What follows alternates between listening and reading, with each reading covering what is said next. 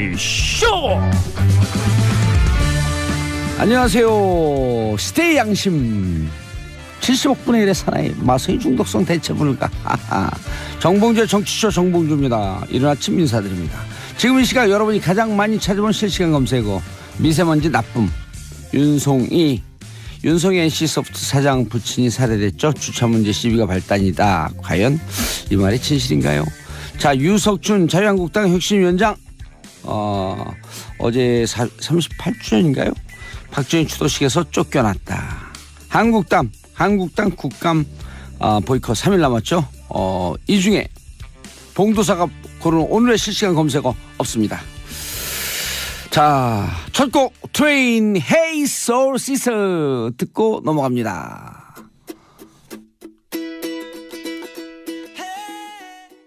정봉주의 정치쇼 1부 순서 들어가겠습니다. 즐거운 프라이데이.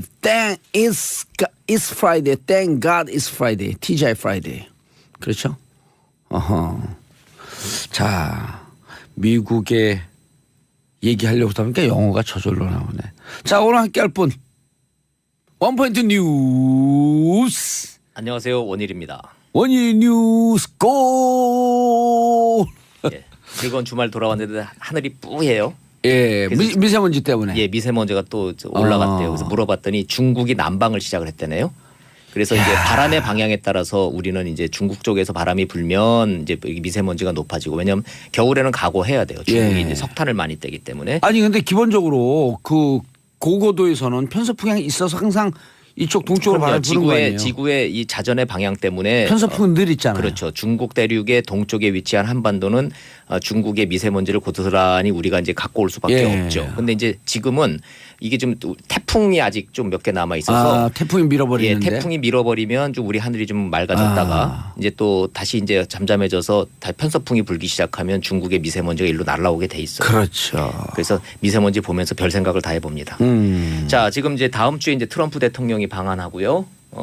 지금 홍준표 자유한국당 대표가 지금 미국에 가가지고 전술핵 재배치 다음 주가 다다음 주죠. 그러네요. 예, 다다음 주네요. 주죠. 죄송합니다. 예. 제가 착각했네요. 11월 7일, 8일, 1박 2일. 나라 걱정하다 보니까 날짜를 자꾸 헷갈려요. 예. 그 전술핵 재배치를 가지고 지금 하는데 논리가 아주 심플해요. 북한은 핵을 갖고 있고 우리는 핵이 없으니 핵에는 핵으로 맞춰서 공포의 균형을 맞춰야 하니 전술핵을 재배치해달라라고 지금 뭐 홍준표 대표하고 자유한국당이 지금 당론으로 지금 가서 지금 요구를 하고 있는데, 결론부터 말씀을 좀 드리면 한미 당국자 간에는 전술핵 재배치는 지금 안 하기로 지금 이미 결론이 난 내용이라 그래요. 예. 국감장에서 이 문제가 됐다가 이제 강경화 외교부 장관이 전술핵하고 전략핵하고를 명확하게 설명을 못하고 버벅대시다가 좀 많이 막 혼나고 막 그랬었어요. 그랬어요? 근데 가만히 그래서 저도 이제 그 국감장에서 외교부 장관이 돼가지고 전략핵하고 전술핵도 구별 못하냐고 이제 막 호통을 막 치는 걸 보고서는 제가 가만히 생각해 보니까 저도 잘 모르겠더라고요.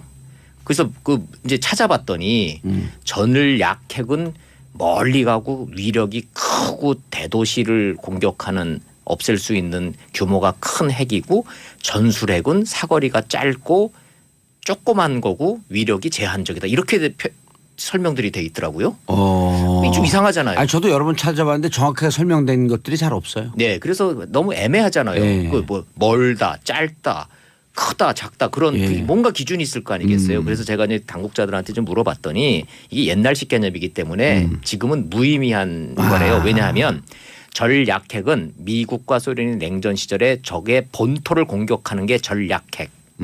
그다음에 갖고 가가지고서는 국지적으로 공격하는 게 전술핵의 개념이에요. 그러다 보니 당연히 사거리가 짧고 적겠죠. 근데 지금은 북한 같은 경우에 북한 핵은 우리가 지금 군사적으로는 지금 적대 관계잖아요. 예.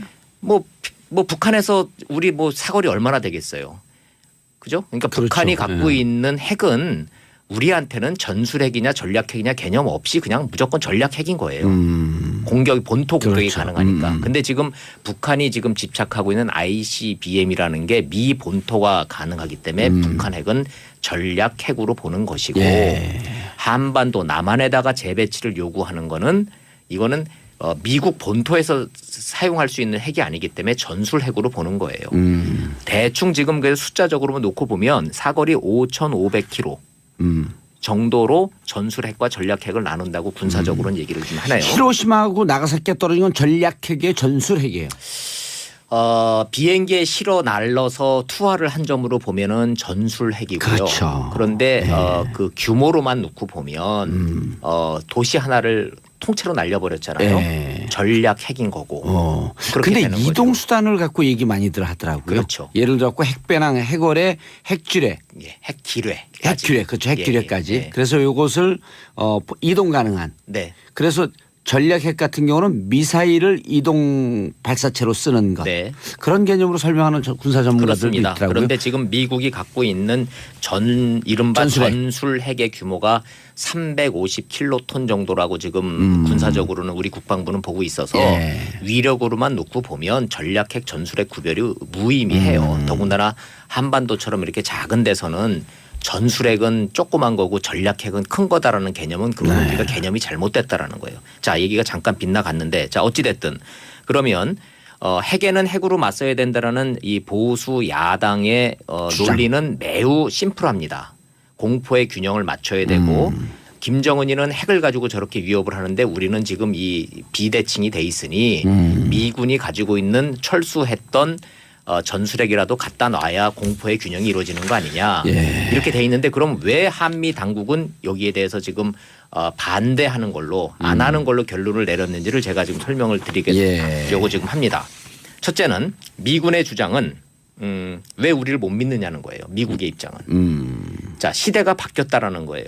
공포의 균형이라는 것이 반드시 한반도에 전술핵을 갖다 놔야만이 공포의 균형을 이루어지는 것이 아니고 핵우산. 예, 핵우산 이른바 확장 억제력 미군이 가지고 있는 핵 전략 자산은 2시간 이내에 대응이 가능하기 때문에 사실상 공포의 균형을 이루어지고 있는 거다. 아하. 그리고 그리고 미국 측 설명인가요? 예, 미국의 주장인 거예요. 미국의 행정부의 주장이 그렇기 때문에 한국은 두려워하지 마라. 미군의 핵 우산 정책과 확장 억제력이 한미 동맹의 근간이기 때문에 전술핵 자꾸 재배치를 요구를 하는 거는 한미 동맹을 못 믿겠다라는 얘기가 될 수가 있으니 우리를 믿어달라라는 거예요. 기본적으로. 예. 자, 이런 이유 때문에 이제 미국은 지금 반대하는 거고 문재인 정부 입장에서는 왜 여기에 반대를 하냐 하면은 이른바 비핵화라는 선언이 있잖아요. NPT. 그렇죠. 자유한국당의 주장은 자, 핵과 핵을 맞서고 있어야 핵 폐기를 너도 포기해라 나도 포기할게 이 협상이 가능하다라는 게 지금 보수 야당의 논리인 것이고 문재인 정부의 논리는 우리가 갖고 있으면은 절대 포기 안 한다 북한이 앞으로도 영구히 포기를 안 하기 때문에 북한이 포기하려면 일단 우리가 갖고 있지 않아야 되는데 예. 우리의 불안감은 미군의 전략 자산을 믿자 믿고 가자 이제 이런 논리예요. 그래서 그 한미 동맹의 핵심이 네. 미국이 절대적으로 그 대한민국의 핵 보유를 인정하지 않고 있는 거 아니에요? 그렇죠. 그리고 우리는 핵 보유를 인정하지 않고 NPT라고 하는 협정 아래서 네. 미국이 갖고 있는 전략 핵 자산 무기로 핵 우산을 쳐주고 있으니 네. 굳이 한반도가 핵무장할 필요가 없지 않냐? 그건 조금 다르죠. NPT하고는 관련은 없어요. 예. 왜냐하면 미군이 가지고 있는 전술핵을 한반도에 재배치를 한다고 그래도 우리가 NPT를 탈퇴할 필요는 없어요. 왜냐하면 NPT라는 건 한국 정부가 핵 개발을 해야 하는 될 때 것? 우리가 이제 또 못 믿겠으니까 불안하니까 우리도 핵을 개발해야 되겠다. 라고 할 때 NPT를 탈퇴를 하는 거지만 예. 기본적으로 전술핵은 미군이 가지고 있는 거예요. 소파 협정에 의해서 한미 상호 방위 협정에 의해서 미군이 예. 한반도에 전술핵을 갖다 놓는다 그래서 우리가 NPT에 탈퇴를 필요하는 없습니다. 예. 그래서 NPT와는 관련이 없는 건데 두 번째 문제가 전술핵 이른바 이제 B-61이라고 하는 그 전술핵이라는 게 기록을 쭉 봤더니 70년대에는 많았더라고요. 우리가 예. 한 500기까지 있었던 기록이 우리나라에? 있고요. 예, 한반도에.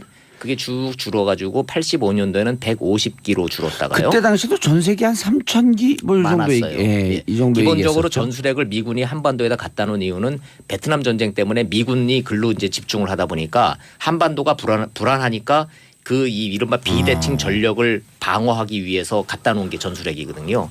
쭉쭉쭉쭉 줄다가 91년도에 노태우 정부 때 비핵화 선언하면서 이게 딱 철수할 때는 100여 기로 기록이 돼 있어요. 근데 이거를 다시 갖다 놓는다고 생각을 해보면 또 천문학적인 조 단위의 돈이 들어가는 거예요. 그다음에 이거는 그냥 뒷칸이 그냥 저 사드처럼 배치할 수 있는 게 아니잖아요. 이게 예. 핵무기잖아요. 위험하잖아요. 예, 그다음에 지하 벙커 파야죠. 그다음에 그거 관리해야죠. 아. 이 관리 비용이 어마어마한데 미군의 주장은 이건 겁니다. 자, 3대 전략 폭격기 B1B 랜서라고 하는 거 있죠. B2, B52 이게 오키나와하고 괌에서 뜨면 딱 2시간 만에 한반도에 오니 이게 사실상의 전략 핵무기다. 예. 2시간이면 오니까 된다. 그다음에 2대 스텔스 전투기 있잖아요. F-22하고 F-35. 이거는 지금 30분이면 온다는 거예요. 오키나와에서. 예. 자, 그럼 이것만 해도 충분히 억제력을 갖고 있으니 북한이 함부로 핵무기 가지고 장난 못 칠 거다. 한미 동맹을 믿어라. 이게 지금 이제 미국 당국의 지금 주장인 거고 우리 문재인 정부는 여러 가지를 종합적으로 생각을 해봤을 때 예. 전술핵 재배치는 안 하는 게 하는 것보다 이득이 많다 이렇게 지금 판단하고 있는 거고요. 보수 야당에서는 자 기본적으로 핵에는 핵으로 맞서야지 이게 협상이 앞으로 될 거다라는 이제 논리를 갖고 있는데 예. 거기에 대한 이제 그 정답은 현재로서는 없죠. 뭐 이제 정책이라는 게 정답이 어디 있습니까? 선택만 있는 건데 일단 미국 측에서는 아니다라고 분명한 입장을 미국은 밝혔잖아요. 하기 싫다는 거예요. 왜냐하면 할 수 없다. 예 비용이 너무 많이 들고 효과도 없고 실익도 없다. 예. 이제 이런 내용인 거죠. 근데 왜 집착하죠? 이제 아까 말씀하셨대. 홍준표 대표는 지금 이제 지금 현 정부의 안보 정책에 대한 근본적인 불신을 국민들이 갖고 있기 때문에 북한이 저렇게 핵무기 실전 배치가 임박했다라고 보도가 나오고 그것이 사실이라면은 어떤 형태로든지 핵 대 핵의 균형을 이뤄 나가야지 된다. 이런 지금 논리를 갖고 있는 거예요. 예. 자, 이런 거 가지고 지금 이제 트럼프 방안을 앞두고 지금 여야가 그런 예. 개념의 차이가 지금 첨예하게 지금 맞서고 있습니다. 예. 바른정당 네. 다음 주 분당하나요? 갑자기 이제 막 저 핵 얘기하다가 이제 국내 정치 얘기로 이제 툭 이제 뛰어들어오는데 해줘야 돼. 지금 그 제일 핫한 이슈 중에 하나예요. 김무성 전 대표 김무성 네. 의원이 이제 외국 나갔다가 이제 오늘 귀국할 거예요 아마. 예, 바른정당에 분당한다는 소문이 무성하더라고요. 김무성 대표가 있는. 제가 얘기를 이제 들어보니까 예, 오늘 귀국을 해서 예. 유승민, 김무성 두 분이 이 분당에 대한 최후 통첩을 서로에게 할 거다라는 얘기가 지금 지배적이네요. 봉합하는 그 둘이 만나고 좀 대화하면서 푸는 게 아니고 정반대로. 오. 자 서로 최후 통첩하고 막 할 만큼 우리 얘기했고 많이 묻었다. 예, 서로 이제 저 갈 길 가자. 아. 이제 이렇게 된다는 거죠. 자 그러면은 일부 끝날 때 마이웨이 한번 들어야 될 것 같은데. 유승민 의원이 며칠 전에 그 얘기 했잖아요. 설득하려고 해봤는데 더 예. 이상 설득할 방법이 없다. 설득은 물 건너갔다. 이게 지금 워딩이거든요. 그럼 이제 김무성 전 대표 이제 해서 유승민 의원하고 어떻게 잘해서 그런 봉합하시겠습니까? 대답이 아닐 것 같아요.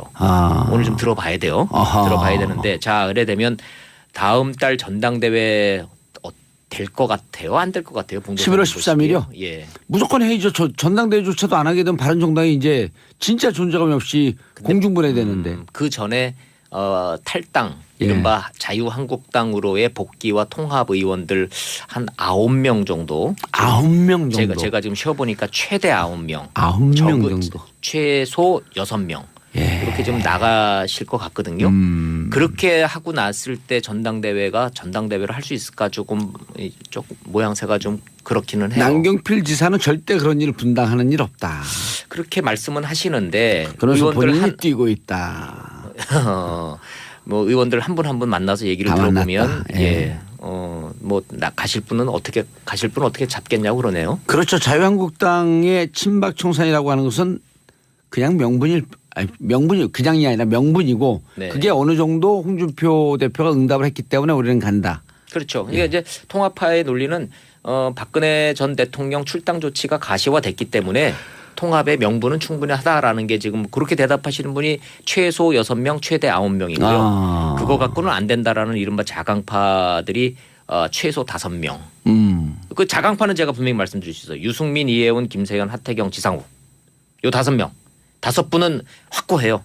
그거 갖고는 저 통합 못한다. 유승민, 이해운, 하태경, 우리 하태. 유명한 하태. 하태경, 지상욱. 김세연. 요 5명은 뭐 제가 확실하게 말씀드립니다. 김세현은 부산 의원이죠. 네, 젊은 의원이죠. 김용태 의원도 통합하러 갔네요.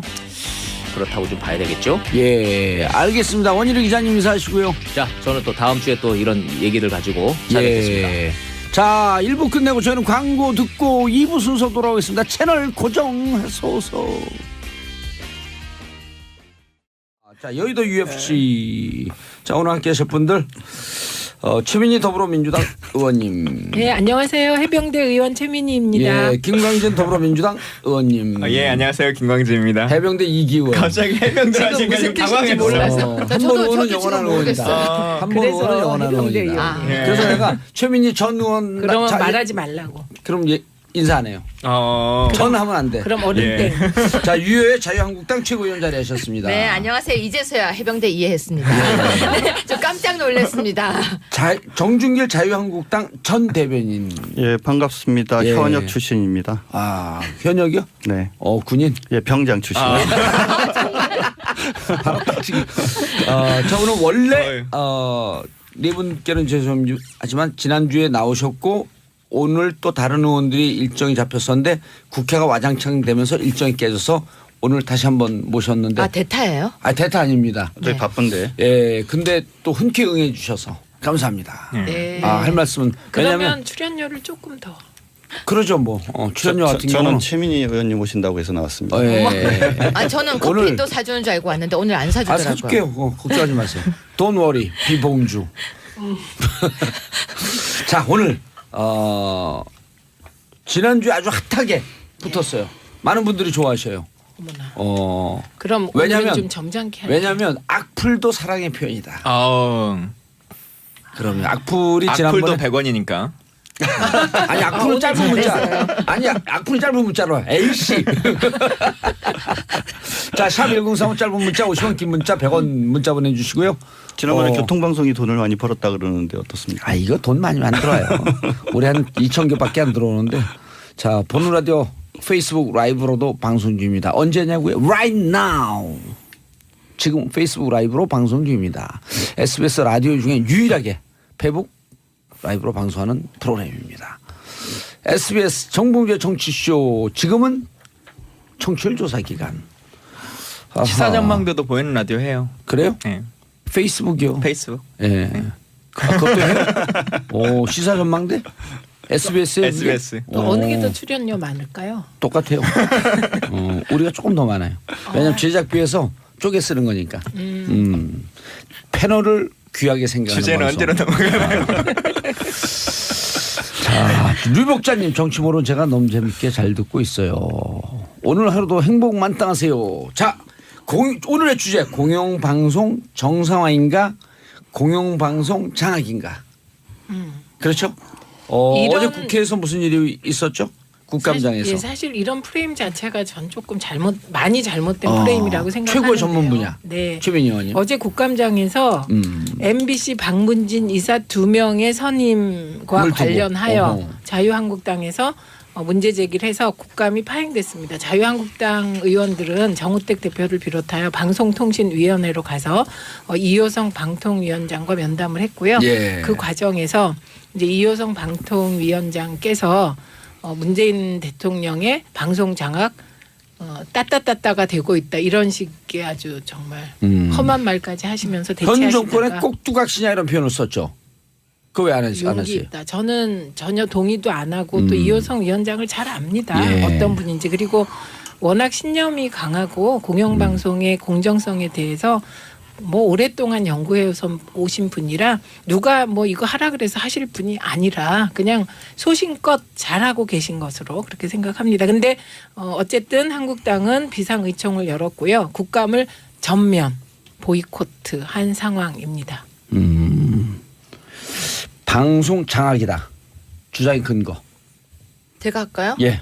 그런데 마음껏 아니 하세요. 지금 예. 제가 이제 저는 딱 이 얘기를 하나 하고 싶어요. 한 달 반쯤 된 것 같아요. 예. 제가 뭐 방송에서 방송을 했었는데 그 내용 중에서 제가 이렇게 말을 했습니다. 5.18 부분에 대해서 그러면 다시 다 한번 조사를 해서 지금 거기에 관한 돈을 받고 있는 사람이라든지 그런 부분은 다 이야기하고 공개할 필요가 있다 이런 멘트를 했었는데 민원연에서 저를 방심위에 제소를 했대요. 5.18? 예, 5.18. 광주 민주화. 네네. 운동 네, 제가 그 관련해서. 멘트 중에 유공자 숫자가 계속 늘어나니까 유공자에 대한 내용을 문제 있는 사람 혹시 있지 않는지 네. 확인하자고. 근데 아. 그것도 아주 짧게 멘트가 지나갔었어요. 방송 중에. 다른 부분도 아니고 5.18 전면 재조사가 아니고 유공자 부분이 자꾸 늘어나고 있다. 자꾸 늘어나는데 그게 왜 오호. 그러냐. 그러면 거기가 무슨 그게 있는지 한번 공개해 달라라고 제가 멘트를 했었거든요. 예. 근데 그 멘트가 저는 걸릴 만한 내용이라고 생각을 안 했었어요. 그게 문제 될 만한. 근데 그걸 진짜 그때도 제가 잠깐 얘기를 했었는데 민원연에서 그 부분을 방심위에 제소를 했다는 거예요. 근데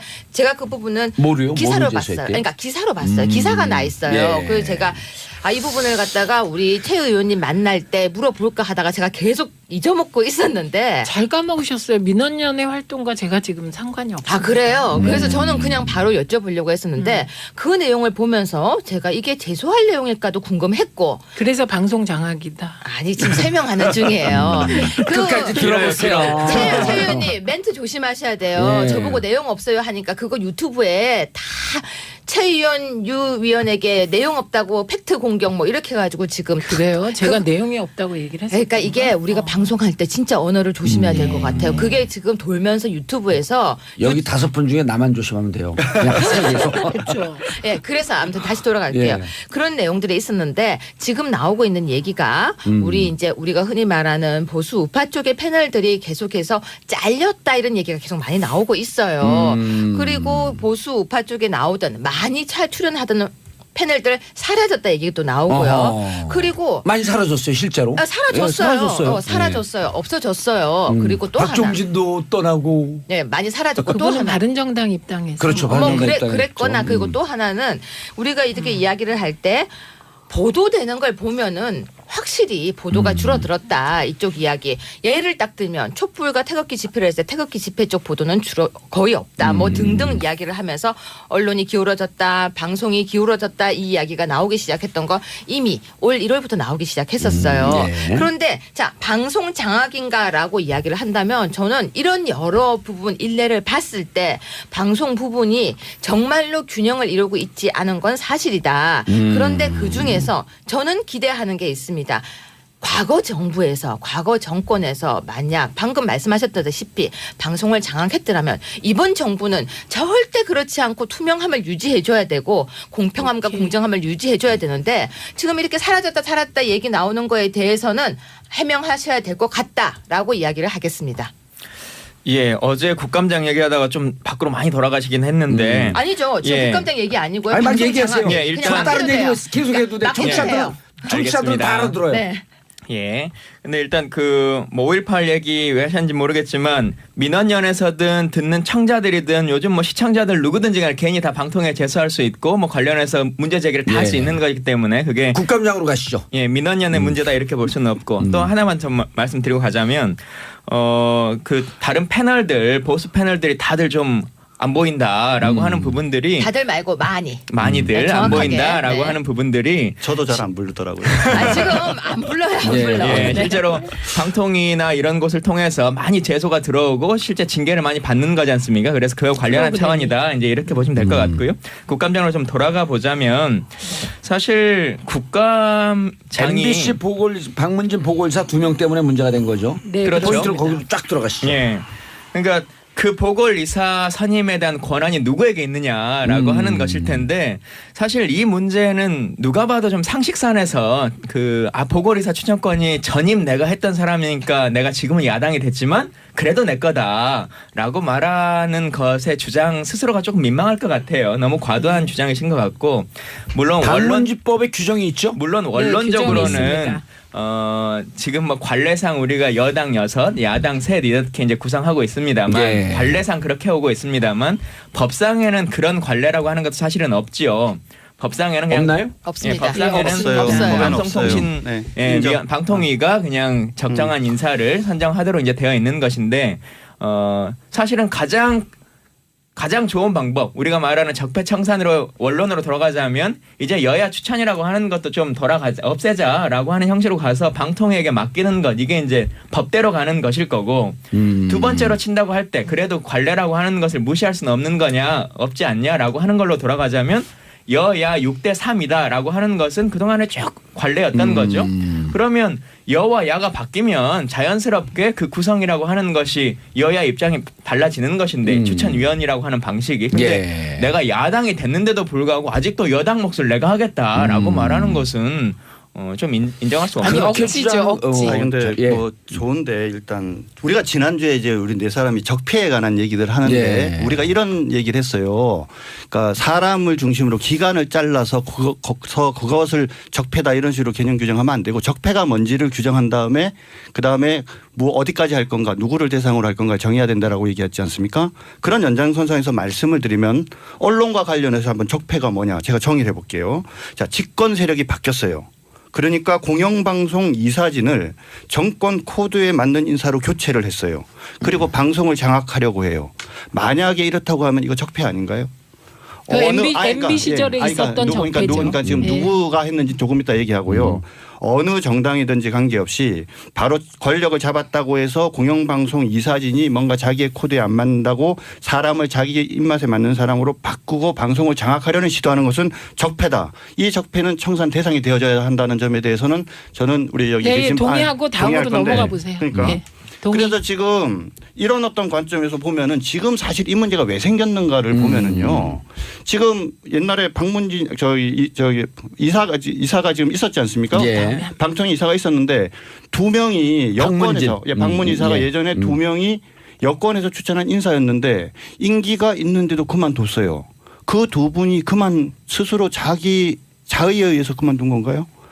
자, 정권이 바뀌었어도 그 박문진 이사의 임기는 정해져 있습니다. 혹시나 그 분들이 현 정권에 계신 분들이 조금 마음에 안 들더라도 바로 대한민국 사회에서는 그 사람의 임기를 보장을 해줘야죠. 그런데 이런저런 이유로 나중에 또 아마 얘기할 기회가 있을 텐데 그 분들을 그만두게 하고 나서 그런 다음에 이 상황이 벌어지고 있는데 예. 방금 말씀하신 것과 관계된 제가 꼭 하나 지적을 할게요.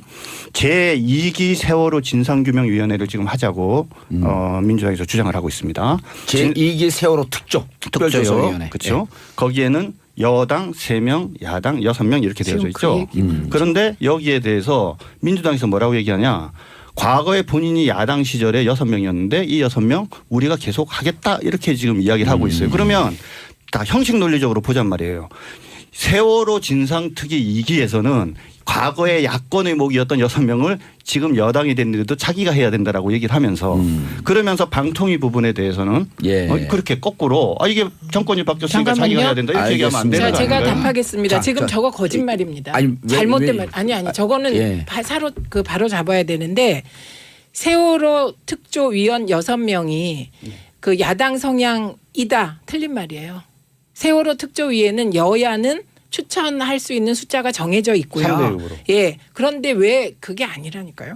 왜 그렇게 된 거냐면 가족들이 추천할 수 있는 몫이 있는데 그 가족들이 추천한 몫을 자유한국당, 구새누리당 쪽을 추천을 안 하신 겁니다. 왜냐하면 자유한국당 쪽 분들은 세월호를 교통사고에 비유하고 뭐 이러니까 세월호 가족들이 추천을 안 해서 구성이 그렇게 된 거기 때문에 이후에도 세월호 특조위는 가족 몫이 있기 때문에 우리 당이 그런 주장을 할 필요도 없다는 여야 말씀 숫자가 드리고요. 아니라 가족 원내 몫이 예, 있었다. 가족 모임, 하신 가족 말씀을 때문에 확인해 그렇게 된 보셔야 겁니다. 되는데. 아닙니다. 그건 예. 맞고요. 자, 그다음에 다시 지금 요 말씀. 방심위에서 방통위 방문진에서 네, 제가 그 두 말씀 분의 드리려고. 이사가 그만둔 게 자의냐 아니면 외압이냐?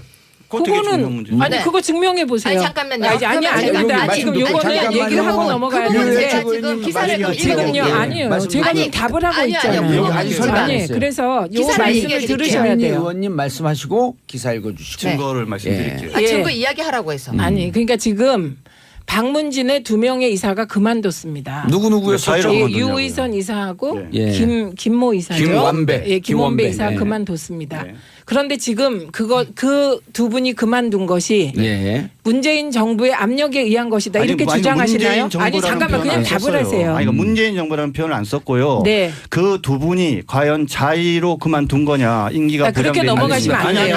그러니까 자의냐 그- 타의냐 자. 이런 모호한 표현으로 그러니까 안 돼요. 그 팩트를 지금 제가- 이게 먼저 최민희 의원께서 네. 어떻게 그만둔지 그렇죠. 설명하시고 그거에 제가 대해서 지금 하겠다니까요. 반론을 하시고. 설명할게요. 그건 이제. 제가 잘 알고 있죠. 아니 그래서 그 그 부분은 제가 유의선 하겠다고. 김원배 이사는 스스로 그만뒀습니다. 그 스스로 그만두는 과정에서 틀림없습니까? 지금 틀림없습니다. 지금 방송 정상화를 요구하면서 올해 파업 중인 내부 구성원들이 그 유희선 김원배 이사에게 뭐 예를 들면 어떤 행동을 했는지는 확인된 게 없습니다 지금. 그런데 문재인 정부는 관여한 바가 없습니다. 중요한 건 지금 방송 장악이냐 아니냐는 자의타의 이런 말 쓰시면 곤란하고요. 중요한 건 정권이 압력을 외압을 넣어서 이사가 그만뒀냐 아니냐가 핵심입니다. 자, 근데 그런 바가 없습니다. 자, 잠깐만요. 최민희 의원님 말씀 정리하면 유희선 이사 그만두고 김원배 이사 그만뒀는데 지금 MBC 구성원들과 무슨 관계가 있었는지 모른다. 그건 알 수가 없다. 다만 알 수가 없고 확인된 바 없고 다만 권력이 문재인 정부가 이들에게 외압을 행사하지 않은 것만 분명하다. 그건 확실하다. 자, 그러면 이 부분을 제가 질문 드리고 싶어요. 네, 질문. 정부 세종청사 앞에 예. 세종버스터미널 앞이라고 합니다. 예. MBC 박문진 이사의 사퇴를 촉구하는 언론노조 대전지부 명예현수막이 연휴 기간 내내 붙어 있었다고 합니다. 그런데 물론 언론노조 대전지부라고 되어 있었어요. 예. 그런데 왜 하필이면요 박문진 이사의 사퇴를 촉구하는 그게 붙었냐는 거죠. 그 이유가 무엇인가? 아니 그러니까 지금 제가 그 기사화된 걸 지금 이야기해드리는 거예요. 예. 그런 게 붙어 있고 또 박문진 이사들의 직장과 교회 등 단체마다 집요하게 쫓아다니면서 업무 지정을 초래할 정도로 사퇴 압박 내지 협박을 받았다는 말들이 있었대요. 예. 근데 저는 이건 제가 확인한 게 아니기 때문에 기사를 본 건데요. 기사에. 네, 그렇다면 그분들이 그 주장이 사실인지 아닌지도 전 들어봐야 될 필요성이 있다고 생각하는 거예요. 정말로 자의적이라면 할 말이 없는데 예. 그런데 여기 또 묘하게 지적을 하나 하고 싶어요. 그 외 여러 가지 공공기관에서도 임기가 남았던 사람들이 예. 줄줄이 사퇴하고 있는 일들이 있어요. 예. 근데 자, 일단 여기에만 집중해서 아니 그래서 하셔서. 예. 그 연관성과 함께 하다면 왜 임기가 남았는데 그만둘까? 멀쩡한 직장을 그만둘 리가 없잖아요. 바쁜가 보죠. 뭐 다른 일이. 그렇죠. 그 그렇게 부분에- 제가 얘기 끝나고 네 그렇다면 그렇게 많은 사람들이 바빠서 갑자기 줄줄이 사퇴 이유가 뭘까라고 저는 의문을 던지고 또 여기에서는 그렇다면 이 사람들이 낸 사표가 진짜 스스로인지 아니면 노조의 강압 때문인지는 그건 귀를 기울여 둬야 된다는 거예요. 알겠습니다. 아니, 자, 그게 그러니까 노조의 잠깐만요. 강압- 이제 그 두 분의 사퇴 잠깐만요. 이유를 잠깐만요. 그러니까 유효의 최고위원님의 주장은 자 일단 정부 얘기까지는 안 갔어요. 노조에서 이런 플래카드 들고 구성원과 언론 노조에서 외압을 행사한 것 같다. 근데 이거는 정권의 외압은 아니죠. 아니죠. 근데 제가 이제 여기서 관련성이 있는지 봐야지. 추정을 제가 여기서 이제 추정이죠. 이야기하는 거는 알겠습니다. 추정. 거기에 대해서 이제 우리가 한 외압이 번 있을 더 것으로 추정한다. 아니죠. 오픈을 해서 네. 알고 싶다. 알고 싶다. 그것이 알고 싶다. 예. 아니 밝혀라. 그거는 오픈해서 그것이 알고 밝히세요. 싶다는 토요일 날 밤 12시에요. 밝히시고 네, 그것이 제일 알고 중요한 싶다. 건 이겁니다. 지금 알겠습니다. 파업 중인 MBC, KBS 내부 구성원들이 뭐라고 하냐면 조금 있다가 예. 김광진 의원 발언하시고요. 그냥 한마디만 하면 예, 두 마디 하셔도 돼요.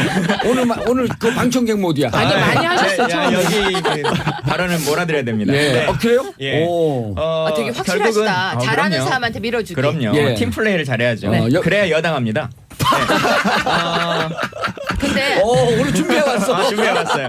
여튼 그 예. 결국은 정권 차원의 외압이라고 하는 것은 아직까지 증명할 수 없다라고 그쵸, 하는 이거는 말씀이신 된 거고 거고. 다만 그거 추론할 공감이 조금 생긴 것 뿐이다라고 같아요. 하는 것이고요. 예. 그 결국 증거로 될 수 있을 만한 것은 노조원들이 1인 시위를 하거나 현수막을 걸었던 그 상황과 정황이 있다라고 하는 것 정도일 뿐인 것인데 그것으로 이분들이 사퇴했다라고 단정적으로 말할 수 없는 것이요. 뭐 국회 앞에도 날마다 1인 시위 하시는 제가 분들이 있고 얘기할게요. 알겠습니다. 잠깐만요. 자유한국당 우리만 앞에도 있는 게 막 아니에요. 당 해산하라고 사퇴하는 분들이 날마다 있는 거지 않습니까? 그렇죠. 그런데 그거 들었다고 우리가 사퇴하고 뭐 하는 건 아니기 때문에 예. 그걸 알겠습니다. 근거로 말할 자, 수는 없죠. 그 변호사님 잠깐만. 우리만 하는 게 아니라 청취자분들이 예. 있기 예, 예. 때문에 청취자분들을 중요시하게 여기지 않으면요. 예, 맞아요. 여당 못한 되잖아요. 김광진 의원이.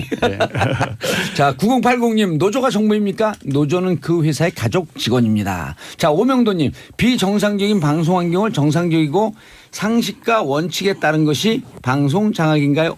정준길 변호사님. 예, 저는 보시죠. 문재인 정부가 아까 제가 적폐라고 지적한 집권 세력이 바뀔 때마다 공영방송 이사진을 정권 구도에 맞는 인사로 교체하고 방송을 장악하려는 그런 적폐적인 행위를 하지 않기를 바라고 그렇게 그럴 걸로 믿고 싶어요. 예. 그런데 지금 방문진 회의를 하고 난 다음에 방통위 회의를 하고 난 다음에 어떤 분이 이런 얘기를 했죠. 왜 서둘러 3시간 만에 2명에 대한 임명을 강행했느냐. 정치적으로 과연 이 사람들을 누가 임명하는 것이 추천하는 것이 적절한지에 관한 쟁점이 있고 정치권에서 아주 극명한 대립이 있는 이거를 그렇게 3시간 만에 임명을 강행할 이유가 있냐? 조금만 더 얘기를 예. 할게요. 그리고 그다음 방통위원장이 뭐라고 얘기했습니까? 엄청난 압력을 받았다 이랬어요. 그래갖고 그 점을 지적하니까 그다음에 말을 싹 바꿨죠. 여론의 압력을 받았다. 말한 엄청난 압력이라는 것과 여론 압력이 어떤 차이가 있는지 왜 말을 바꿨는지도 좀 따져봐야 되는데 제가 설명드릴게요. 잠깐만요. 예, 들어주세요. 엄청난 압력이라고 방통위원장이 얘기할 정도의 상황이 되면 문제가 있는 거고 보다 근본적인 문제는 또 시간을 앞으로 돌아가면 우리 청취자 여러분들께서 기억을 하실 텐데요. 이런 일이 벌어지기 전에 민주당 쪽에서 방송 장악을 위한 무슨 문건이 오픈된 적이 있었죠. 그 문건의 내용을 보면은 문건의 내용은 광고 듣고 보면 안 될까요? 그럴까요? 그럼 다음에 제가 소개하겠습니다. 자, 광고 듣고 3부 돌아오겠습니다. 채널 고정해서 또 아껴 싸우지 말래. 자, 방통위원장님에 네. 대해서 예, 이효성 위원장이 정말 압박이 많았다가 무슨 뜻이냐면요.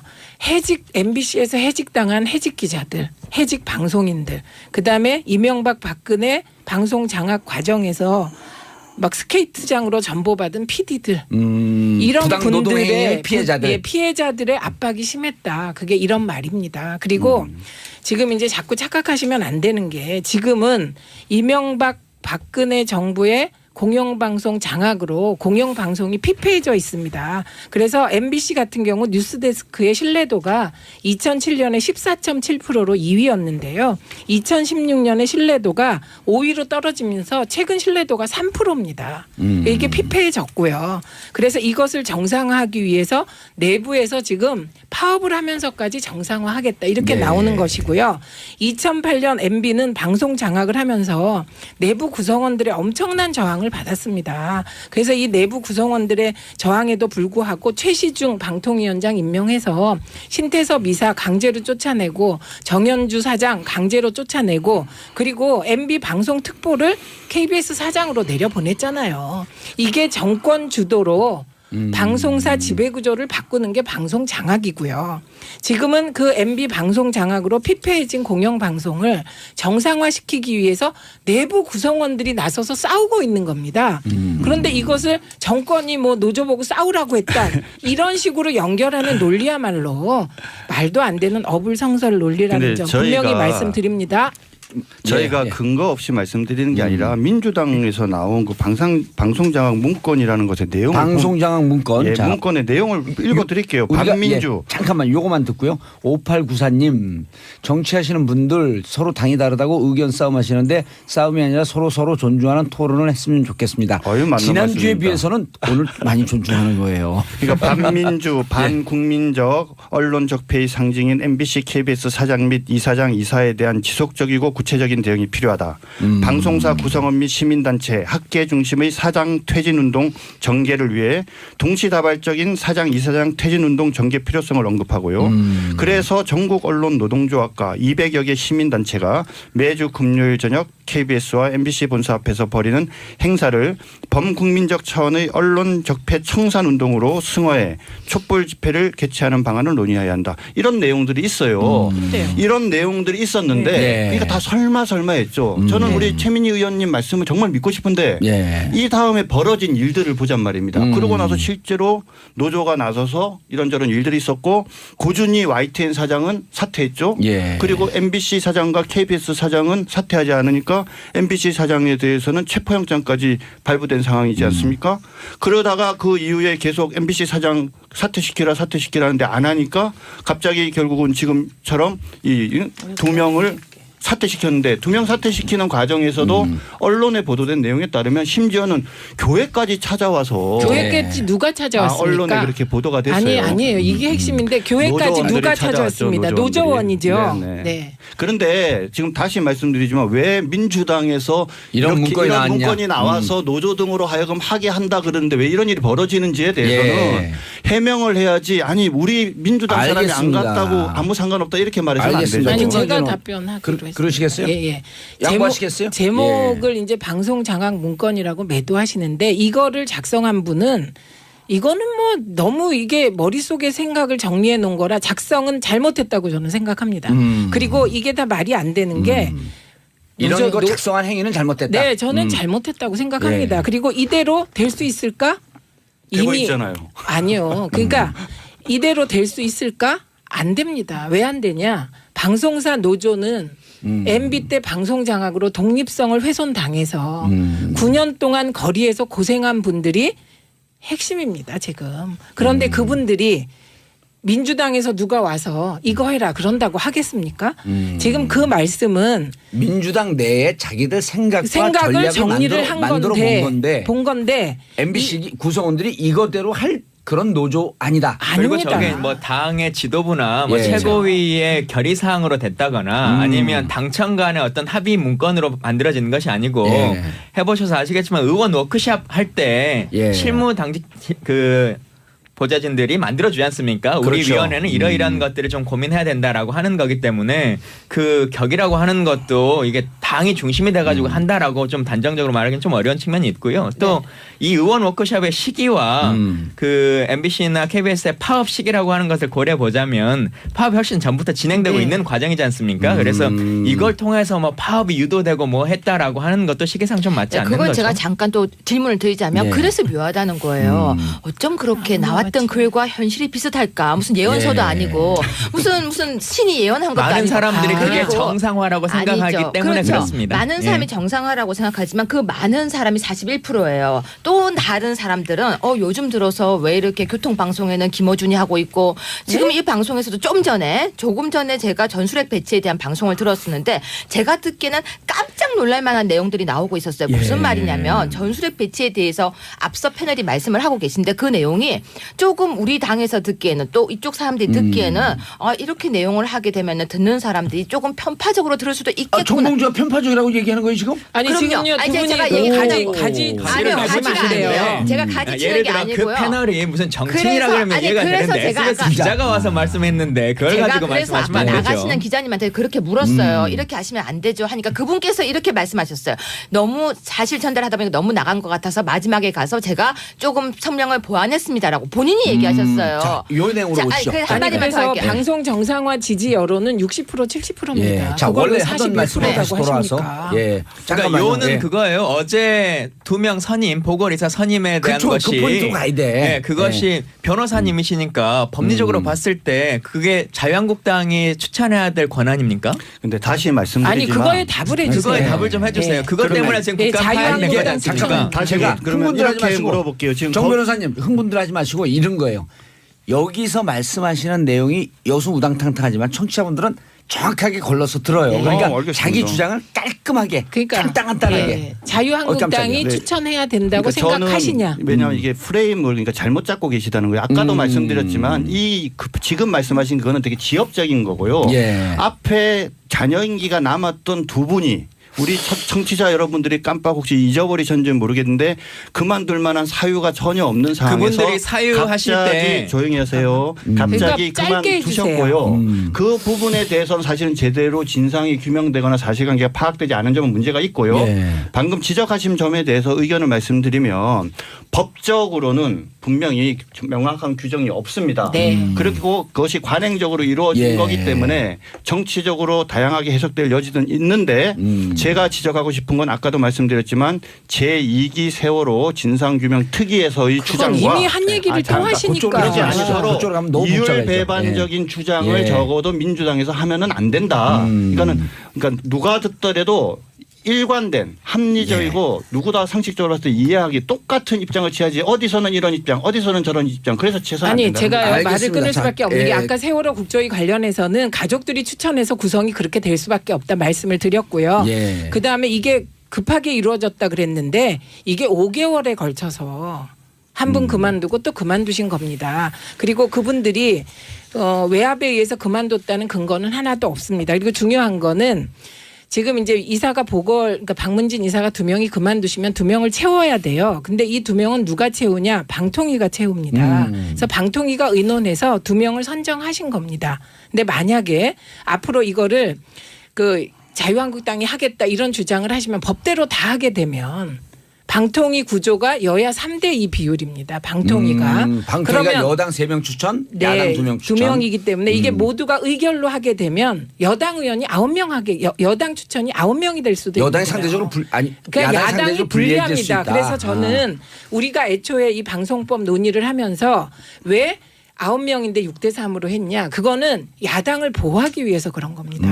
그래서 지금도 그 기본적인 방송법의 정신과 우리가 배려하기 위해서 이거 제가 이거 만든 법안이에요. 예. 자, 시간이 없으니까 예. 알겠습니다. 자, 구성원들의 생각과 그다음에 이것이 보이콧까지 할 사안이냐 주제 넘어갑니다. 구성원들은 MBC 구성원들, KBS 구성원들 그분들의 생각은 어떻습니까? 일단 기본적으로 뭐 그 자체로 모든 것들이 다 해결이 되거나 뭐 파업을 철회해야 되는 그런 상황은 아니겠죠. 이후에 이제 상황들을 조금 더 지켜봐야 될 것 같은데 다만 기본적으로 이것이 좀 정상화돼야지만이 이후의 상황도 가능하다라고 하는 생각들을 하지 않겠습니까? 그러니까 그 본인들이 그 두 명이 사표를 하고 지금 새로 임명하는 거에 대해서 예. 각 구성원들은 환영하는 분위기인가요? 네. 그러면 노조에서 그렇게 예. 누군가에게 정말로 계속 가서 피켓 시를 한다거나 만약에 하는 건 옳다고 생각하십니까?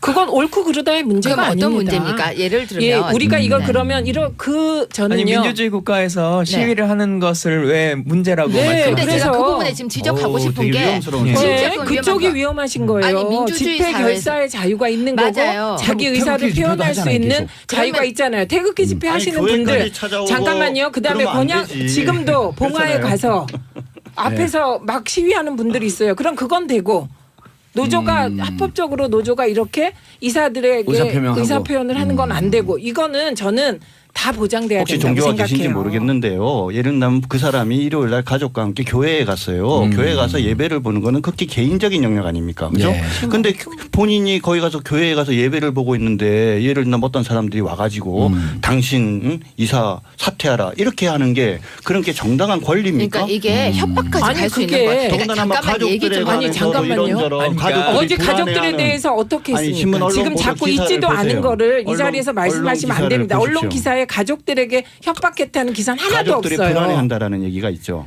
아유 그런 제가 좀 식으로 이따 보내드릴게요. 따지면은요. 우리 그러니까는 이런 어떤 상황에서 결국은 다시 말씀드리지만 자꾸 두 분이 그만둔 거를 마치 자의에 의해서 스스로 그만둔 거고 그러니까 그 자리를 채우는 건 당연하다라고 하면서 얘기들을 진행하다 보니까 정말 중요한 걸 놓치는 거란 말입니다. 아닙니다. 다시 말씀드리지만 자 그분들이 사퇴하면서 아니, 사퇴하는데 의사를 표명할 아니요, 때 그분들이 압력을 사퇴- 받았다고 했습니까? 사퇴하면서 이런 비슷한 말씀들을 하셨어요. 안 했습니다. 언론에. 비슷한 말씀 안 했습니다. 왜 한 분은 없는 말을 건강상의 이유로 하십니까? 사퇴한다고 말씀하셨고 아니에요, 한 분은 아닙니다. 관련자들이 확인해 보시죠. 노조원이나 이 확인해 보시죠. 현장에 있는 분들이 더 이상 피폐해지면 되지 않겠다라고 하는 생각으로 사퇴한다라고 말씀하셨지 예, 제가 않습니까? 건강상 제가 한 분은- 나가야 되기 때문에 예. 정리를 하나만 하고 가겠습니다. 어디로 무슨 나가세요, 얘기냐면 근데? 못 가요. 죄송해요. 근데요. 그 두 분께서 예. 이렇게 생각하셔야 됩니다. 두 분이 사퇴하셨어요.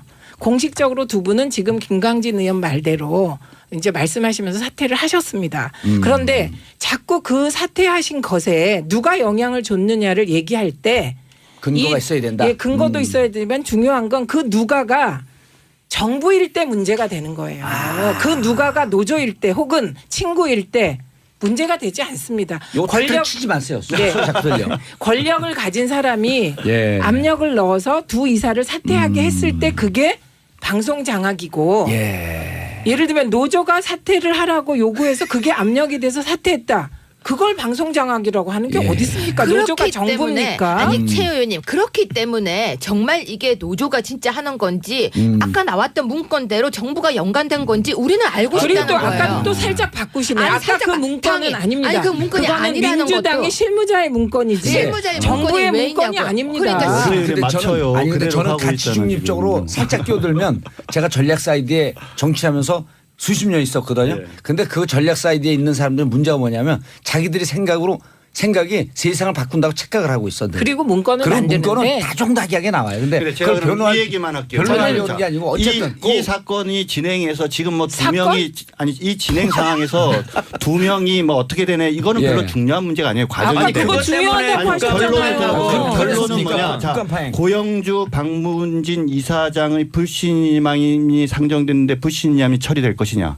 그다음 김장겸 MBC 사장의 해임안이 처리될 것이냐예요. 예. 제가 왜 이 말씀을 드리냐면 그거를 이 사건의 시작은 아주 간단한 거예요. 예. 왜냐하면 현 여권이나 또는 그 노조가 보기에 그나마 남아있는 언론이 한쪽으로 기울어져 있는데 MBC와 KBS가 그나마 공영방송을 했거든요. 예. 두 개가 눈에 가시라고 본 거예요. 그렇기 때문에 MBC에 있는 김장겸 존중해 주세요. 웃지 마세요. 김장겸 사장을 해임을 시켜야 되는데 해임을 시킬 마땅한 방법이 없는 거죠. 예. 다양한 방법을 썼는데 그러니까 결국은 박문진을 움직여야 되는데 박문진은 또 고영주 이사장이 계시거든요. 그렇게 그러니까 결국은 추정한다. 이사장을 바꿔서 이사를 이걸 2명을 바꿔서 2명이 꼭 본인들은 사퇴 의사가 없었는데 결국은 사퇴를 하는 상황이 돼서 2명을 넣어서 아이고, 되는데 변호사님. 결론은 간단한 거예요. 예. 지금 자꾸 뭐 예, 민주당이 알겠습니다. 너무 길어서. 마지막 가지고, 결론 예. 정부가 민주당이 관여하느냐 안 했냐 이거를 자꾸 얘기를 하는데요. 자 고영주 박문진 이사장의 불신임안은 처리될 걸로 보고 있습니다. 김장겸 MBC 사장의 해임안도 처리될 걸로 보고 있습니다. 이 두 가지는 전부 다 민주당과 현 정부가 바라고 원하는 겁니다. 예. 아니 알겠습니다. 그 자, 마음속으로 바라고 원하는 것과 이게 객관적으로 방송 장악인 것은 하늘과 땅 차이입니다. 네, 나가시기 전에. 그리고요. 나가시기 전에 마지막 기회 드리고. 예, 그리고 저는 그 문건 만든 사람 잘못했다고 생각합니다. 이거 분명히 얘기를 하고요. 그리고 그대로 되지도 않습니다. 그리고 한 가지만 말씀드리면 지금 파업하고 있는 노조 종사자들 내부 구성원들이 뭐라 그랬냐면요. 자유한국당도 이사 구성에서 손 떼고 정부도 민주당도 박문진 이사 구성에서 손 떼라. 이게 가장 강력한 자기들의 요구다. 구성원들이 이렇게 하겠다. 구성원들이 얘기했습니다. 그래서 법대로 방통위가 이사 임명해라. 그리고 사장 임명에도 정치권 다 손 떼라. 아. 예, 이렇게 얘기를 했고 그것을 충실히 따르는 것이 해법입니다. 가세요. 저는 물러가겠습니다. 예. 아니, 자 이제 2대 네. 운동장이 기울었어요. 큰일 났네. 큰일 났네. 근데 저도 그 이러다 다시 가, 말에 진짜. 예. 정말 공감해요. 예. 그 법대로 해라. 그리고 그게 손대라. 그런데요. 이 이야기들이 우리가 흔히 말하는 보수 우파에서 왜 이런 우려가 나왔는지 아세요? 바로 이 사건 때문입니다. 예. 10월 17일 날 이제 오전 최민희 의원 없으니까 막 얘기해요. 막 얘기할 거예요. 10월 17일 날 오전 11시 20분에 무슨 재판이 있었는지 아세요? 바로 박문진의 고영주 이사장님의 재판이 있었습니다. 그 내용이 뭐였는지 기억나십니까? 바로 MBC에서 고영주 이사장이 이런 얘기를 했죠. 문재인은 공산주의자라고 기억나시죠? 예. 그 재판이 그때 있었단 말이에요. 오. 그러니까 사람들은 혹시 그 재판의 연장에서 공산주의자는 아니잖아, 근데. 근데 저한테 그건 묻지 마세요. 아 그래요? 네, 알겠습니다. 이거는 지금 현재 물어본 거야. 예. 진행 중인 재판 얘기는 우리가 예. 하게 되는 거 그거 월권입니다. 그렇기 때문에 그런 내용이 나오고 난 뒤에 연달아 탁탁탁 문제가 생기니까 보수 우파 쪽에서는 우리가 그래도 믿고 보는 MBC가 지금 방송 장악되고 있다. 거기다가 지금 고영주 이사장과 그리고 MBC 사장에 대해서 없애기 위해서 해임시키기 위해서 박문진을 갖다가 장악하는 거다. 그런데 이 두 사람이 이사들이 갑자기 그만두고. 여기 임기가 남았는데 지금 우리 합리적인 추측해 보자고요. 예. 갑자기 그만뒀다. 그분 두 분이 여당 추천위원이시잖아요. 당시에 그렇죠. 여당 당시에 추천, 여당. 그렇죠. 예. 자유한국당 추천이시잖아요. 그러면 그분들에게 입장을 좀 내라고 말해보십시오. 그렇게 외압을 받았다라고 할 것 같으면 네. 그냥 본인 당사자들이 그러지 않지 않습니까? 다른 이유로 나는 일신상의 이유로 무섭대요. 사망했다라고 그 사퇴했다라고 한 건데 예. 그분들은 하지도 않는 말이고 입장표현도 하지 않고 있는 상황인 건데 예. 그러면 제가 그렇게 소개해드릴 말씀하시면 안 되죠. 김광진 의원 센데. TV조선에 네. TV조선에 2017년 10월 18일 날 나온 2017년 10월 18일 날. 오후 10일 전이네요. 네, 9시 18분에 자 박문진 김원배 이사 사이 외부 압박 심의 고통. 예. 뉴스 TV 기사예요. 조선이요? 네, 네, 뉴스 뉴스 기사예요. 기사예요. 다 맞는 건가요? 뭐 그 뉴스 말씀하신- 기사는 무슨 코멘트에 근거한 겁니까? 여기 그대로 보세요. 네. 한번. 지금 있는 거 기사 아니 그대로예요. 뭐 저기 뭐야 자꾸 그 보시지도 않고 그러니까 아니 얘기하는데. 그분이 그러니까 이- 김원배 아니까 이사가 그- 사임하면서 여쭤보세요. TV조선 그분이 기자에게 보시면 그렇게 안 돼요. 말했어요? 김원배 아니면 이사가- 기자의 추측입니까? 아니 김원배 이사가 얘기해서 이렇게 돼 있네요. 보세요. 김 이사는 동료 이사들에게 보낸 이메일에서 MBC 노조 등에서 받은 사퇴 압박 때문에 노조 등에서? 가족들까지 고통스러워 해 견디기 힘들었다고 밝힌 것으로 그러니까 이걸 그러면 전해집니다. 정확해 주세요. 예. 노조의 압박이라고 하는 것이 정부의 방송 장악입니까? 다시 좀 예. 얘기하자면 근데 거기 오히려 거꾸로 그러면 아니 그 답을 좀 해주세요. 왜 저희가 묻는 질문에는 아무런 답을 안 알겠습니다. 해주십니까? 자, 알겠습니다. 이제 자, 이제 노조가 했다고 우리 상관없다 그런 식으로 내용 얘기하면 이제 다 사람들이 끝났습니다. 누가 그 말을 각 분 믿겠어요. 돌아가시면서 30초씩 정리 발언. 네, 그럼 저부터 예. 하겠습니다. 그래서 30초 정확하게 의원님 지켜주셔야 돼요. 말씀대로 저희는 정확하게 이게 지금 통과시킬 것이 아니라 앞에서부터 뒤에까지 철저한 조사를 거쳐서 진짜 협박을 받았는지 아닌지 그리고 적폐청산을 하려고 하면요.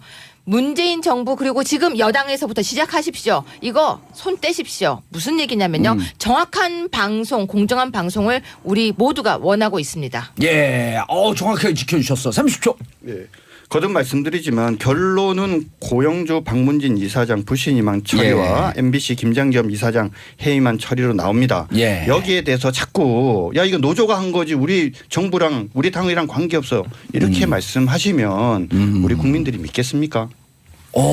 웬일에 10초 빼줬어. 김광진 의원님.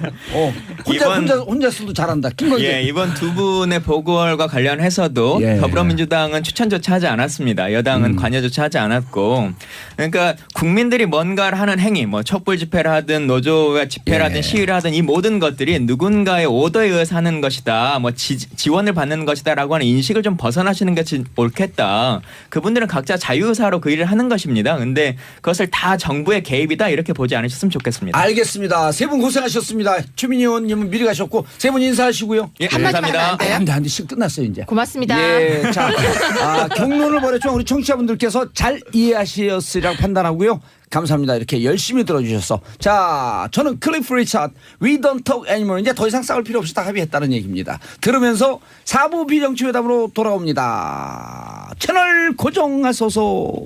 고생하셨습니다.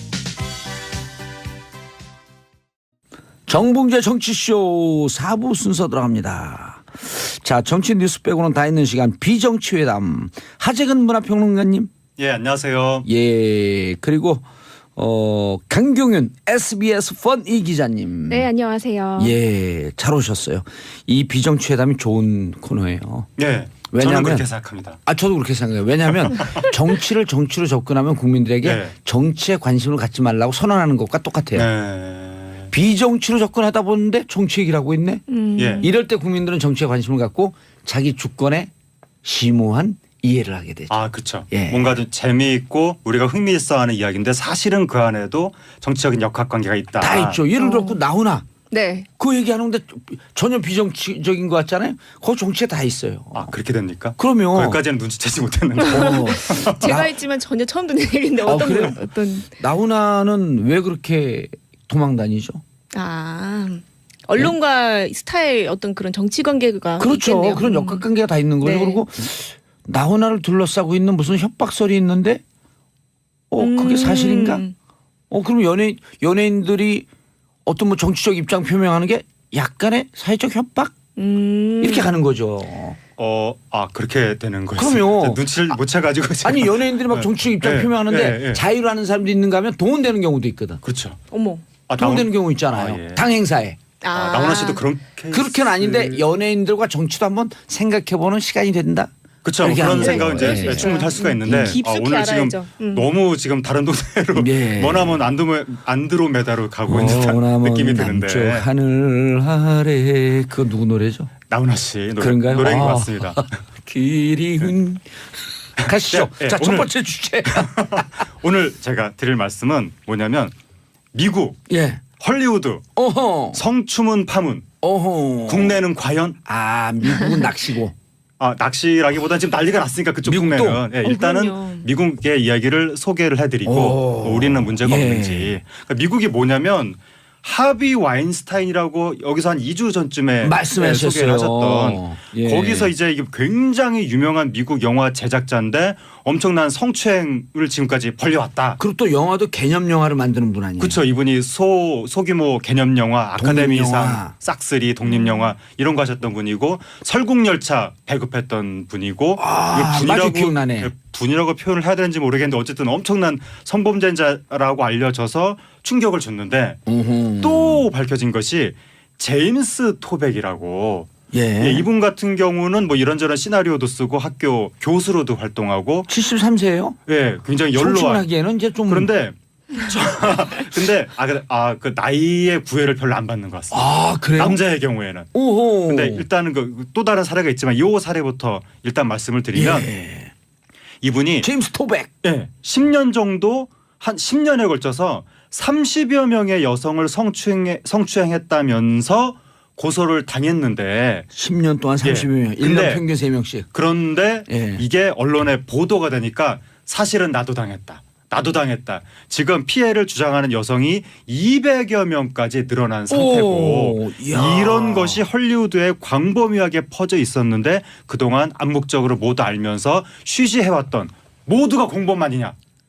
우리나라 여성들이 너무나 좋아했던 미남 스타들, 네. 뭐 지석인 감독들도 다 이런 것들에 동참하거나 혹은 숨겨왔던 암묵적인 동조자 아니냐라고 해서 지금 헐리우드가 발칵 뒤집히고 있는 겁니다. 네. 그리고 굉장히 유명한 스타들이 이렇게 폭로에 나서고 있는 거예요. 나도 당했다. 메간 폭스 같은 왜냐면 경우는요. 이게 갑과 을의 관계 아니에요. 그렇죠. 영화 감독은 캐스팅하기 위해서 캐스팅을 명분으로 네. 주연을 명분으로 이렇게 누구나 상상을 하거든요. 네. 그리고 강경영 기자가 지금 핸드폰 보는 건 취재 내용을 보는 겁니다. 제가 우리- 다 적어왔는데 예. 핸드폰에 적어와가지고 보고 있었던 거예요. 관계 없어요. 보는 라디오로 보는 분들이 방송 중 핸드폰 보면 안 되지 않아요? 이런 게 이제 올라오나 봐. 근데 취재 내용이니까 보셔도 됩니다. 예, 그래서 Endorsement. 헐리우드에서는 그 카우치 캐스팅이란 말까지 아주 오래전부터 쓰고 있어요. 카우치가 뭔지 영어 선생님처럼 그렇죠. 소파 네. 같은 거죠. 그렇죠. 그래서 예. 이제 여배우에게는 어떤 그런 잠자리나 어떤 그런 그런 상납 그런 목적으로 해서 캐스팅이 이루어지는 게 아니냐 이런 식으로 해서 쓰는 용어가 바로 카우치 캐스팅이란 말이고요. 메간 폭스라고 트랜스포머에서 굉장히 이렇게 육감적이고 이런 여신처럼 나왔던 배우가 있어요. 예. 메간 폭스가 했던 말이 우리 여배우들은 외부에서 보기에 이 매춘부들과 비슷한 게 아니냐라고 굉장히 강하게 얘기를 했습니다. 세게 치고 나왔네요. 본인이 섹시 심벌로 불리는 것도 원치 않는다 이런 얘기를 하면서 이 할리우드는 이 매춘부들이 그러니까 그들의 눈에서 그러니까 영화 자본가들의 보면 그런 매춘부들이 우글우글한 그런 곳으로 보이는 것 아니냐라고 얘기할 정도로 굉장히 여배우들이 을의 관계에 있고 특히나 영화 제작사에 의해서 이런 압력도 있다라는 얘기를 굉장히 폭로를 한 적이 있었습니다. 상당히 신랄하게 네. 누구나 들어도 극명하게 핵심까지 쫙 네. 투더 코어 네. 뼛속까지 그러니까 쫙 들어. 그거 기억나시죠? 네. MB는 뼛속까지 친미 친일이다. 이상득 형의 얘기. 그래서 뼛속까지를 영어로 하면 네. 투더 To the 코어. core. 이렇게 정치와 문화가 슬쩍슬쩍 만나주는 거예요. 뻔뻔 잉글리시 같은 느낌으로. 미국이 굉장히 심각한 것 같은 뿌리 깊은 문제인 것 같은 게 옛날에 미국의 대표적인 아역 스타 중에 주디 갈란드. Somewhere over 네. the rainbow 그 오즈의 마법사 거기에서 도로시로 나왔던 네네. 주디 갈란드가 미성년자였을 때 숱하게 수도 없이 성추행을 당했다는 이야기가 주디 갈란드. 네. 그리고 그 엘리자베스 테일러가 클레오파트라 주연을 했는데 엘리자베스 테일러가 그 역할을 맡기 전에 다른 여배우가 내정이 돼 있다가 자기가 성상납 요구를 받고 거절했더니 배우에게서 잘렸다. 이렇게 폭로를 했을 정도로 그럼 엘리자베스 테일러는 했다는 거예요? 그건 모르는 거죠. nobody 알 수 없죠. knows. 어쨌든 그 전에 여배우는 자기가 그렇게 잘렸다라고 폭로를 했고. 야, 상당히 오랜 역사를 갖고 있네요. 그러니까 굉장히 과거는 더 오래 있었나 전부터. 봐. 그러니까요. 과거는. 네, 근데 요즘까지도 그 헐리우드의 악습이 그대로. 근데 무슨 맷 데이먼, 벤 애플릭, 우리나라 세계적인 배우들 아니에요. 우리나라 여성 팬들이 너무나 좋아하는 이런 분들이 그러한 주변에서 벌어지는 일들을 알고도 그동안 쉬쉬해왔다라는 것을 지금 고백하고 있습니다. 자, 헐리우드에서 지금 미투 캠페인이 벌어지고 있다. 나도 당했습니다. 네. 미투. 그럼 미투 다음에 미쓰리, 미포 이렇게 되는. 네, 미투 캠페인이 벌어지고 있는데요. 이제 미투 캠페인 이게 이제 SNS를 통해서 퍼지면서 이제 너도 나도 여기에 심각한 문제 의식을 갖고 있다라는 거를 표명을 하는 거고요. 또 일각에서는 이게 힘도 그러니까 그러면 그는이란 뜻이죠. 그러니까 나는 당했는데 그러면 그는 이렇게 자성을 하는 그런 얘기도 제안이 지금 나오고 있습니다. 아까 제가 상당히 심각한 나이는 문제네요. 상관이 없을 수 예. 있다고 말씀을 드렸는데 미투 캠페인에서 나왔습니다. 오호. 여성들이 지금 너도 나도 나도 당했다 나오고 있는데 어떤 여배우가 나왔냐면 아버지 부시한테 성추행을 당했다. 아들 부시 말고 아버지 부시. 예? 아버지 옛날 그 90년대 말에 미국 대통령을 했던 그분이 휠체어에 앉은 상태에서 기념 촬영을 하는데 옆에 있는 여배우한테 성적인 농담을 건네고 몸을 더듬었다라고 하는 폭로가 지금 나왔는데 그 자리에 옆에는 아버지 부시의 여사 그 영부인도 같이 있었다라고 해서 정말 엄청난 문제가 있는 거 아니냐. 네, 제가 아까 유럽에서 확산되는 게 그 힘도우라고 말씀드렸잖아요. 힘도우. 나는 당했는데 그러면 그는이라는 의미라고 했잖아요. 최근에는 자성하는 남성들이 SNS에서 I did that 해서 아이디다. 내가 내가 그랬다. 했다. 네, 그런 자성의 목소리도 있다고 합니다. 그런데 사실 우리가 중요한 게 해외인 이런데 과연 그럼 지금 우리가 살고 있는 이 땅에는 어떤 일이 벌어지고 있냐 네. 많이 궁금해하실 것 같은데. 유럽에서 영화 하는 걸 좀 설명해 줘야 되네. 힘, though 하게 되면 though 하면 그럼에도 불구하고 아니에요? 네. 아니 봉 선생님. 그런데 걔도 그랬어. 라고 우리가 툭 던지는 말이거든요. 네. 응? 걔도 그랬어. 할 때 도는 거의 의미 없이 들어가는 표현이거든요. 네. 그도 그랬다.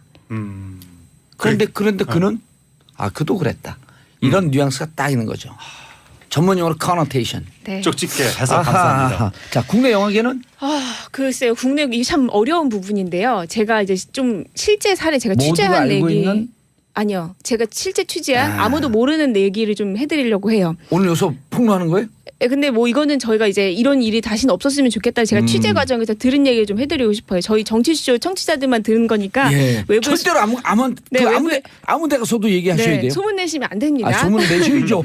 아니 내지 마세요. 저희끼리만 알아요. 예, 네. 정치쇼에서 들었다. 네. 하하. 제가 아는 한 남자 배우 얘기예요. 예. 그 남자 배우는요 유부남이고요, 애들도 있고요, 굉장히 건실하고 정말 생계형 배우예요. 많은 작품에 출연했고요, 얼굴도 굉장히 잘생겼고, 굉장히 성실하고 특히나 이런 아주 뭐 개념이라고 표현해야 될까요? 뭐 그런 소신도 굉장히 있는 배우인데 그 배우랑 이제 저희가 이제 치킨에 맥주를 두고서는 얘기를 하고 있는데 그분이 이런 상처를 얘기하더라고요. 그러니까 신인 시절이었대요.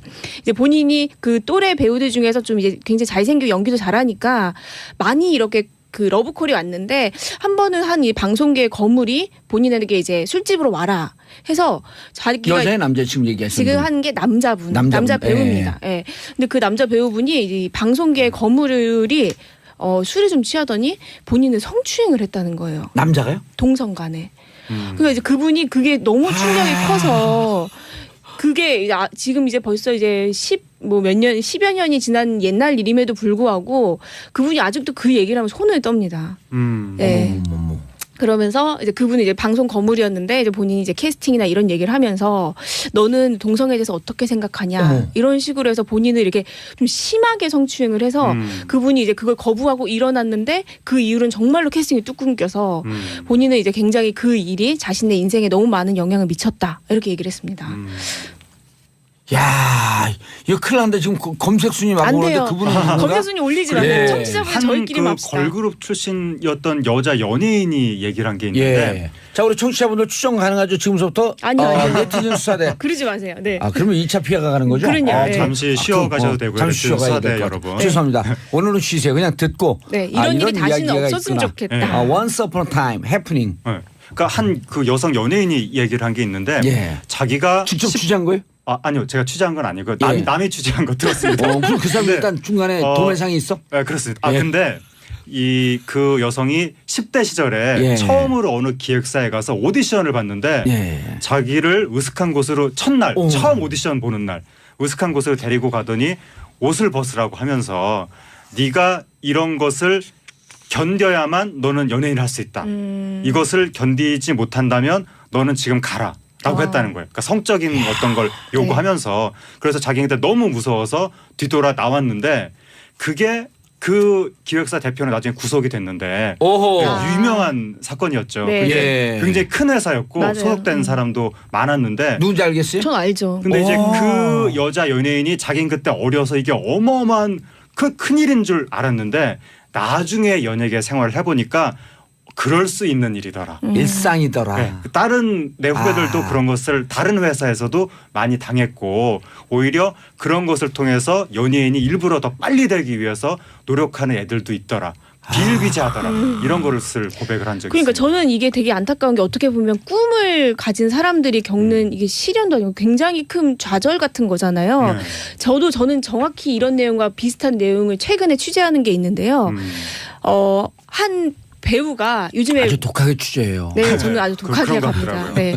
그 최근에 연습생 100만 명 시대다 뭐 이런 얘기가 있잖아요. 정말 연예계 꿈을 가지고 이 언저리에서 정말 노력하고 있는 사람들이 정말 많은데 그 분도 그런 사람 중에 한 분이었죠. 그러니까 배우죠. 연기 경력이 거의 없고요. 근데 이제 본인이 어떻게 연결이 돼서 굉장히 소자본의 19금 영화에 캐스팅이 된 거예요. 예. 근데 본인은 갑자기 들어온 이런 기회가 얼마나 좋았겠어요. 19금 영화에 19금 영화였어요. 비디오용. 네. 그래서 그 영화에 출연을 하게 돼서 근데 시나리오도 있고 대본도 있고 대사도 있고 연기 경력을 쌓을 수 있으니까 이제 본인은 어렵게 결정을 한 건데 딱 들어와서 일단 의자에 앉아봐라 해서 이제 그때부터 이제 이 사람이 이제 좀 이제 이런 말 써도 되나요? 간을 좀 봤다고 해야 될까요? 그러니까 이 여자 연예인 이걸 견디나 그러니까 내 말을 따르나 안 따르냐 조금 봤던 것 같아요. 그래서 보니까 순진하게 따라온다 이거죠. 네. 그러니까 뭐 해보라고 하면 해보고 뭐 이런 식으로 한다 이거죠. 그때부터 시작이 돼서 왜 이 웃으세요? 부장한 여성 기자 입에서 나오는 게 약간 건달투. 하는 대로 따라온다 이거죠. 말 잘 듣는다 이거죠. 네, 아직. 예. 네. 그래서 이제 뭐 그렇게 돼서 영화 촬영까지 제가 이제 그 얘기를 정말 신랄하게 들었는데 그 네. 얘기를 듣고 제가 취재 중이에요 지금. 취재 중이고요. 아. 경찰에서 지금 조사 중인 사건인데 제가 이걸 쓰지 않는 이유는 수사가 제대로 이루어졌으면 좋겠어서 아직 밝히진 않고 있지만 예. 제가 그 얘기를 들었다가 손을 더더더더더 떨을 정도로 굉장히 아니 그러면 이게 충격적이었어요. 관행화되어 있다라고 하는데 이런 게 연예계 문학의 적폐 아니에요? 그렇죠. 그 적폐죠. 우리나라가 헐리우드처럼 미투 캠페인 이런 좀 해야 되는 거 아니에요? 나도 그랬다. I did do that. I did do that? 예. 나도 강조인가요? did와 do 약간 강조죠. 그렇죠. 동사가 두 번 나오니까. 근데 우리나라는 미투를 하기 위해서는 여성이 영어는 일반적으로 그러는데. 여성이 거의 목숨을 걸어야 되는. 그렇죠. 뭐 이 물질적 매장 또 매장된다고 생명체로의 목숨이거나 아니면 사회적 생명이거나 둘 중에 하나는 걸어야 되는 예. 이런 문제가 있어서 장재현 씨가 그래서 결국 목숨을 걸었던 맞아요. 거고. 방송 듣는 분들 그리고 이런 거에 혹시라도 관계되어 있는 분들 이제 그만두시고요. 그리고 익명이라도 양심 고백하면서 이런 일 좀 하나만 마지막으로 말씀드리면 이게 윗물이 맑아야 되는 건데 예. 맨 위에서부터 최고 권력자부터 여성을 성적인 대상으로 생각을 했기 때문에 그 밑으로 내려오면서 조그만 권력이 있는 남자들은 의뢰의 그런 경향이 있는 거고. 그렇기 때문에 정치가 중요한 거예요. 70년대부터 1970년대부터 정치가 정말 중요합니다. 맨 위에 있는 권력자부터 뭐 허리 아래 이런 얘기하지 말라라고 하면서 그리고 그 안가에서 그 가수들 안가에서 불러다가 뭐 궁정, 네. X동 막 이런 데서 노래 부르다가 결국 위에서부터 그러잖아요. 잘못됐기 네. 때문에 악습 밑으로 내려오는 겁니다. 바로 어제가 38년째 된 날이고. 뭐 그렇게까지는 네. 자, 충분히 두 번째 하겠습니다. 주제 강경 기자님. 네. 문화계의 여성 혐의 논란. 네, 그렇습니다. 뭐죠? 최근에 예. 어떤 문화계에서 감지되고 있는 게 바로 이 여혐 논란입니다. 여성 혐의. 예. 여성 혐오. 여성 혐오. 네. 그러니까 이게 어떤 거냐면 혐의래. 최근에 그러니까 영화도 있고 가요도 있고 뭐 예. 방송도 있고 여러 가지 문화 콘텐츠들이 많은데 이 전반에서 이 여혐이라는 이런 게 굉장히 화두가 되고 있어요. 그러니까 어허. 이 여성 최근에 이제 여성도 여배우라는 말을 부르지 말고 배우라고 하자. 이런 논란 뭐 이런 전 얘기도 찬성해요. 있고요. 네. 배우. 이런 얘기도 있고 굉장히 뭐 유의미한 얘기도 많습니다. 근데 그 최근에 너무나 설왕설래가 끊이지 않다 보니까 좀 여혐 프레임에 좀 갇혀서 우리가 어떻게 보면 조금 더 넓은 시각 갖지 못하는 게 아니냐 이런 문제 제기도 분명히 있습니다. 네. 최근에는 이제 타블로 씨가 예. 최근에 음원 사이트 가보시면 아시겠지만 1위를 하는 게 이제 타블로 씨가 소속된 에픽하이의 그 노래들인데요. 그 중에서 그 최근에 No Thank You라는 예. 곡이 있는데 거기서도 이제 어떤 얘기를 했냐면 이제 뭐 마덜로 시작하는 영어 욕이 있는데 그거를 써도 이제는 혐의라고 하는 시대라고 얘기하면서 약간 이 여혐 논란에 대해서 조금 이제 비틀게 이제 얘기를 하는 그러니까 비판하는 그런 비판한 거예요 여혐에 대해서. 그렇죠. 네. 하지만 이제 이게 좀 논란이 되니까 에픽하이는 이 전체적인 맥락을 봤을 때 이건 그냥 세태를 풍자하고 뭐 자아를 찾아내자는 그런 메시지를 담은 곡이다 이렇게 얘기를 했습니다. 근데 그 자구 하나하나를 보면은 여성 혐오적 발언이 있다. 없다? 아니요. 요 노래에서는 그 단어 요 문장 하나가 예. 요 내용이었고요. 아. 근데 좀 논란이 됐던 거는 여기 피처링을 했던 이 송민호 씨라는 가수가 있었는데 예. 그 가수가 예전에 한 오디션 경연 프로 랩하는 그런 프로그램에서 이제 여혐 논란 때문에 그 여혐 가사를 썼다는 내용이 이유로 또. 방심위에서 그때 당시에 그 프로그램이 최고 수위의 징계를 받은 적이 있습니다. 근데 그것 때문에 더 논란이 되는 거고요. 또 영화 VIP 혹시 보셨는지 모르겠는데 봤어요. 나 불편해서 보다가 그냥 나가고 싶었어요. 그러셨군요. 예. 아무래도 이게 수위가 굉장히 세고 그 중심에 약간 여성이 있었잖아요. 그러면 사이코패스 영화를 다루는데 네. 피해자가 다 일관되게 여성이에요. 네. 안 보셨어요 영화? 저는 그 영화는 안 봤습니다. 영화를 안 보고 어떻게 문학의 기자를 하죠? VIP는 안 봤어요. 왜냐면 VIP는 네. 쫙 이미 평이 나왔고 너무 불쾌하다. 그게 보기 힘들다 이런 네. 평이 있었고 네. 그럼 또 우린 봐야 되잖아요. 궁금하잖아. 그렇죠. 네. 우리 집사람 눈 가리고 내용을 아예 기억 못해. 못 보더라고.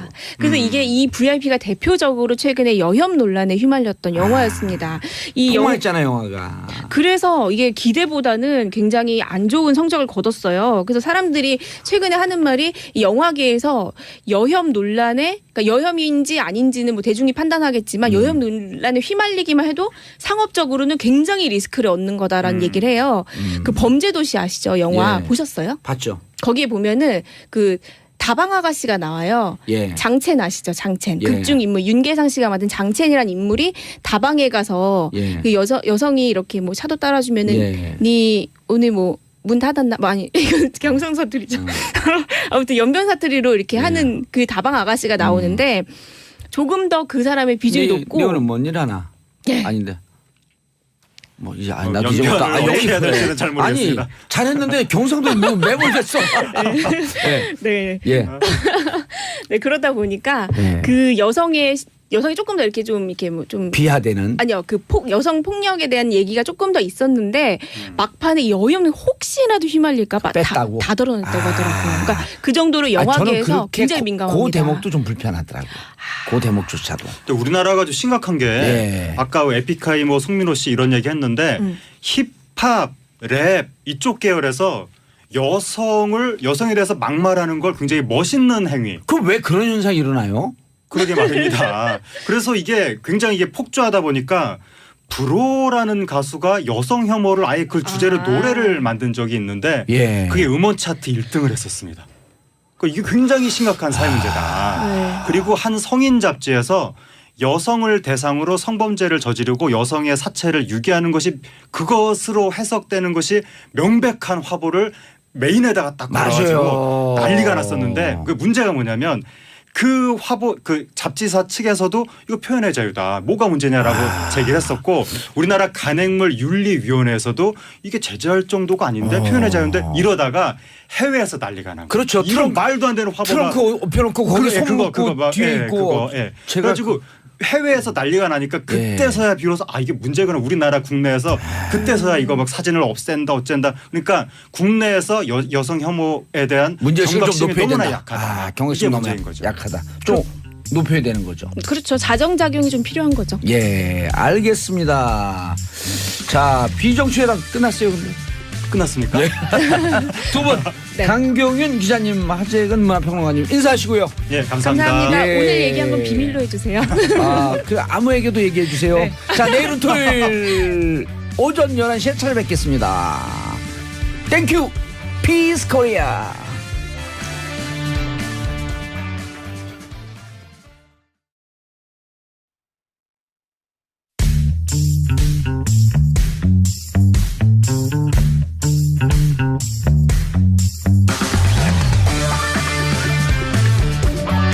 정봉주의 정치 쇼. 안녕하세요. 스테이 양심 70억 분의 1의 사나이 마성의 중독성 대체 불가. 정봉주의 정치쇼 정봉주입니다. 이른 아침 인사드립니다. 지금 이 시각 여러분이 가장 많이 찾아본 실시간 검색어 미세먼지 나쁨. 윤송이 NC소프트 사장 부친이 살해됐죠. 주차 문제 시비가 발단이다. 과연 이 말이 진실인가요? 자, 유석준 자유한국당 혁신위원장 어제 38주년인가요? 박정희 추도식에서 쫓겨났다. 한국당 국감 보이콧 3일 남았죠. 이 중에 봉도사가 고른 오늘의 실시간 검색어 없습니다. 자, 첫 곡 트레인 헤이 소울 시스 듣고 넘어갑니다.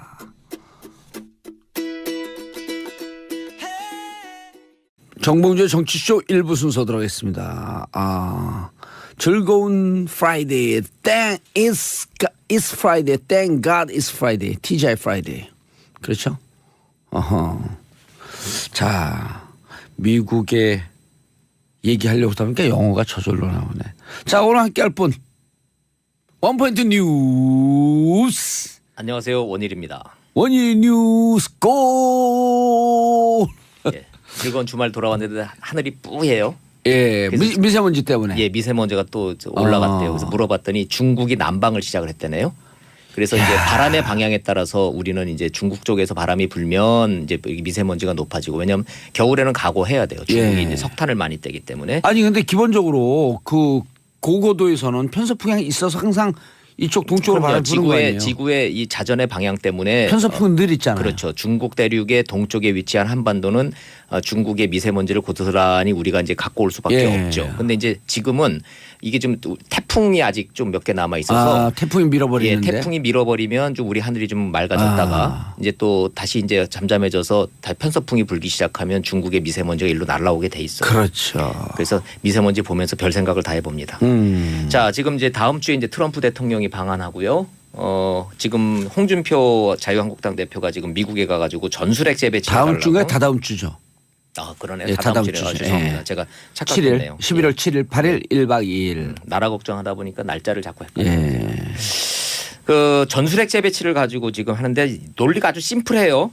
북한은 핵을 갖고 있고 우리는 핵이 없으니 핵에는 핵으로 맞춰서 공포의 균형을 맞춰야 하니 예. 전술핵을 재배치해달라라고 지금 뭐 홍준표 대표하고 자유한국당이 지금 당론으로 지금 가서 지금 요구를 하고 있는데 결론부터 말씀을 좀 드리면 한미 당국자 간에는 전술핵 재배치는 지금 안 하기로 지금 이미 결론이 난 내용이라 그래요. 예. 국감장에서 이 문제가 됐다가 이제 강경화 외교부 장관이 전술핵하고 전략핵하고를 명확하게 설명을 못하고 버벅대시다가 좀 많이 막 혼나고 막 그랬었어요. 그랬어요?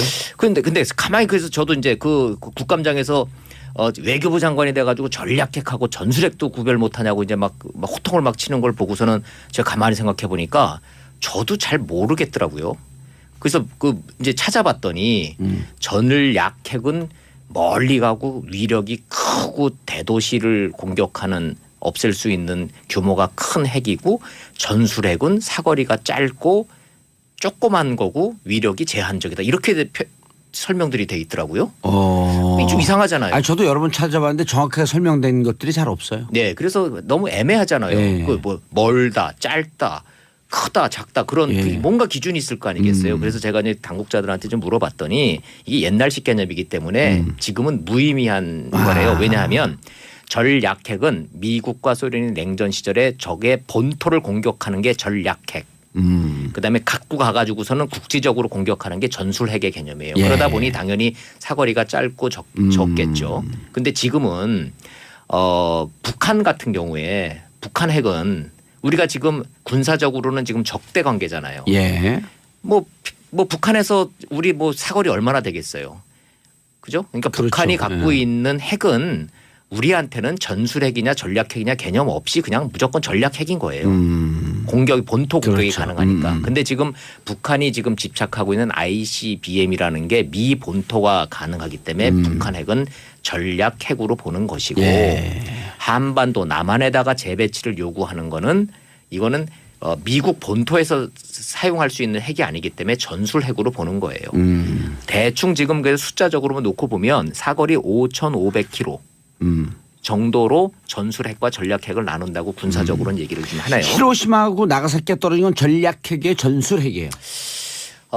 비행기에 실어 날려서 투하를 한 점으로 보면은 전술핵이고요. 그렇죠. 그런데 그 규모로만 놓고 보면 도시 하나를 통째로 날려버렸잖아요. 예. 전략핵인 거고. 그렇게 근데 되는 이동 거죠. 수단을 갖고 얘기 많이들 하더라고요. 그렇죠. 예를 들어 핵배낭, 핵어뢰, 핵지뢰, 예, 핵기뢰. 핵기뢰, 그렇죠. 핵기뢰까지. 예, 예. 그래서 이것을 이동 가능한. 네. 그래서 전략핵 같은 경우는 미사일을 이동 발사체로 쓰는 것. 네. 그런 개념으로 설명하는 군사 전문가들도 그렇습니다. 있더라고요. 그런데 지금 미국이 갖고 있는 이른바 전술핵. 전술핵의 규모가 350킬로톤 정도라고 지금 군사적으로는 우리 국방부는 보고 있어서 예. 위력으로만 놓고 보면 전략핵 전술핵 구별이 무의미해요. 더군다나 한반도처럼 이렇게 작은 데서는 전술핵은 조그만 거고 전략핵은 큰 거다라는 개념은 그거는 우리가 개념이 잘못됐다라는 거예요. 자, 얘기가 잠깐 빗나갔는데 자, 어찌 됐든 그러면 핵에는 핵으로 맞서야 된다라는 이 보수 야당의 논리는 매우 심플합니다.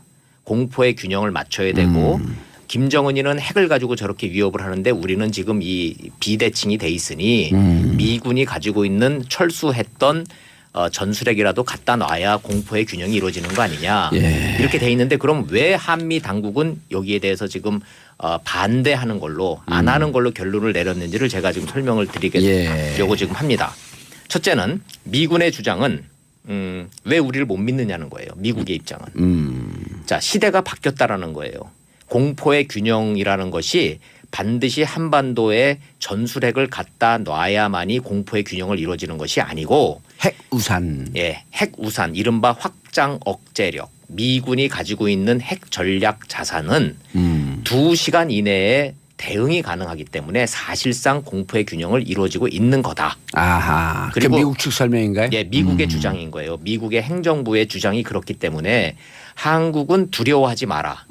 미군의 핵 우산 정책과 확장 억제력이 한미 동맹의 근간이기 때문에 전술핵 자꾸 재배치를 요구를 하는 거는 한미 동맹을 못 믿겠다라는 얘기가 될 수가 있으니 우리를 믿어달라라는 거예요. 기본적으로. 예. 자, 이런 이유 때문에 이제 미국은 지금 반대하는 거고 문재인 정부 입장에서는 왜 여기에 반대를 하냐 하면은 이른바 비핵화라는 선언이 있잖아요. NPT.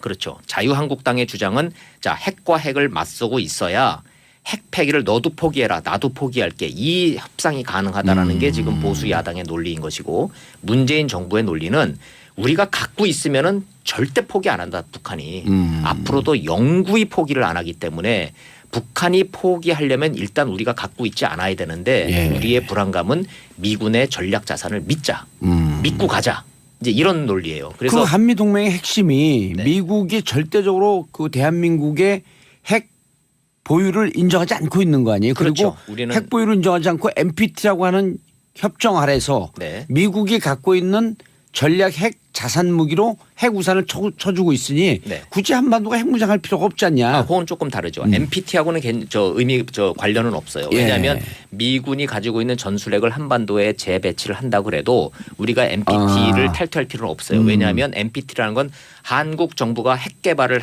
해야 하는 되는데 것. 우리가 이제 또 못 믿겠으니까 불안하니까 우리도 핵을 개발해야 되겠다. 라고 할 때 NPT를 탈퇴를 하는 거지만 예. 기본적으로 전술핵은 미군이 가지고 있는 거예요. 소파 협정에 의해서 한미 상호 방위 협정에 의해서 미군이 예. 한반도에 전술핵을 갖다 놓는다 그래서 우리가 NPT에 탈퇴를 필요하는 없습니다. 예. 그래서 NPT와는 관련이 없는 건데 두 번째 문제가 전술핵 이른바 이제 B-61이라고 하는 그 전술핵이라는 게 기록을 쭉 봤더니 70년대에는 많았더라고요. 우리가 예. 한 500기까지 있었던 기록이 우리나라에? 있고요. 예, 한반도에.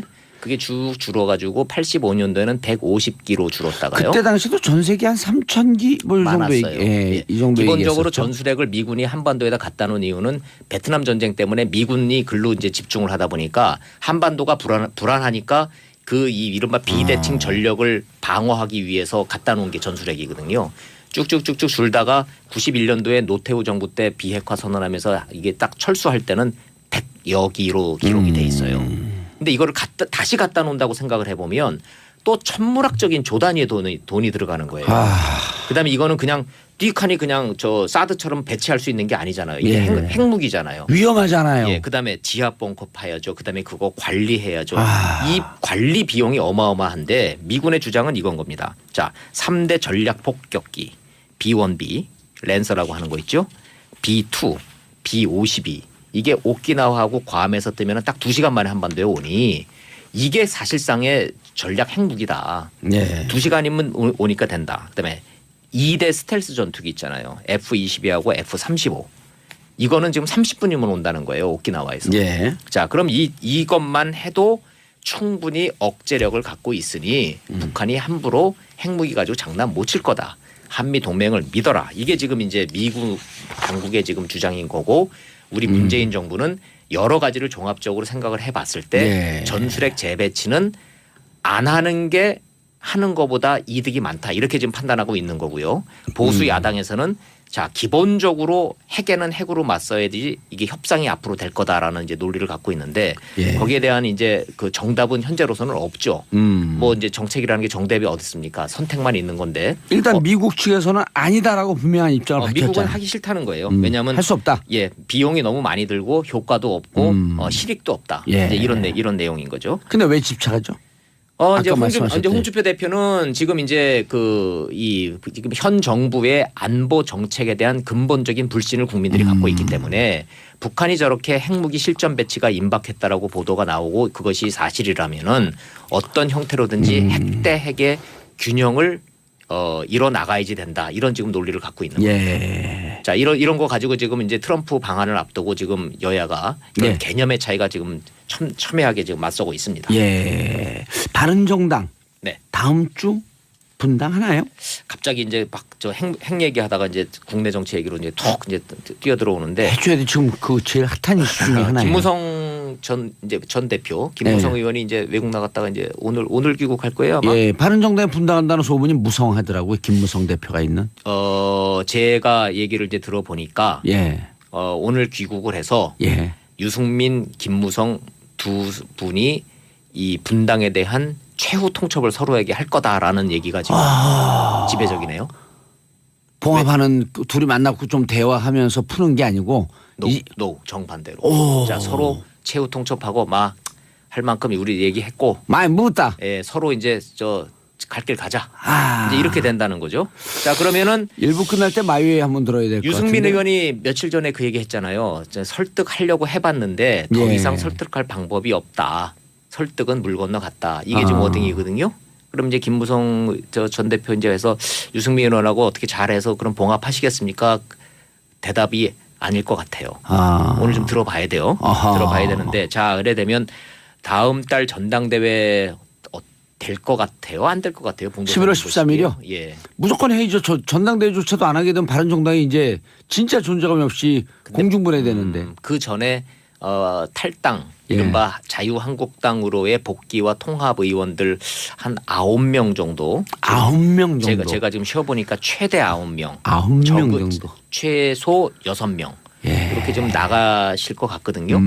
그렇게 하고 났을 때 전당대회를 할 수 있을까 조금 모양새가 좀 그렇기는 해요. 남경필 지사는 절대 그런 일을 분당하는 일 없다. 그렇게 말씀은 하시는데 그래서 의원들 본인이 뛰고 있다. 뭐 의원들 한 분 한 분 만나서 얘기를 다 들어보면 만났다. 예.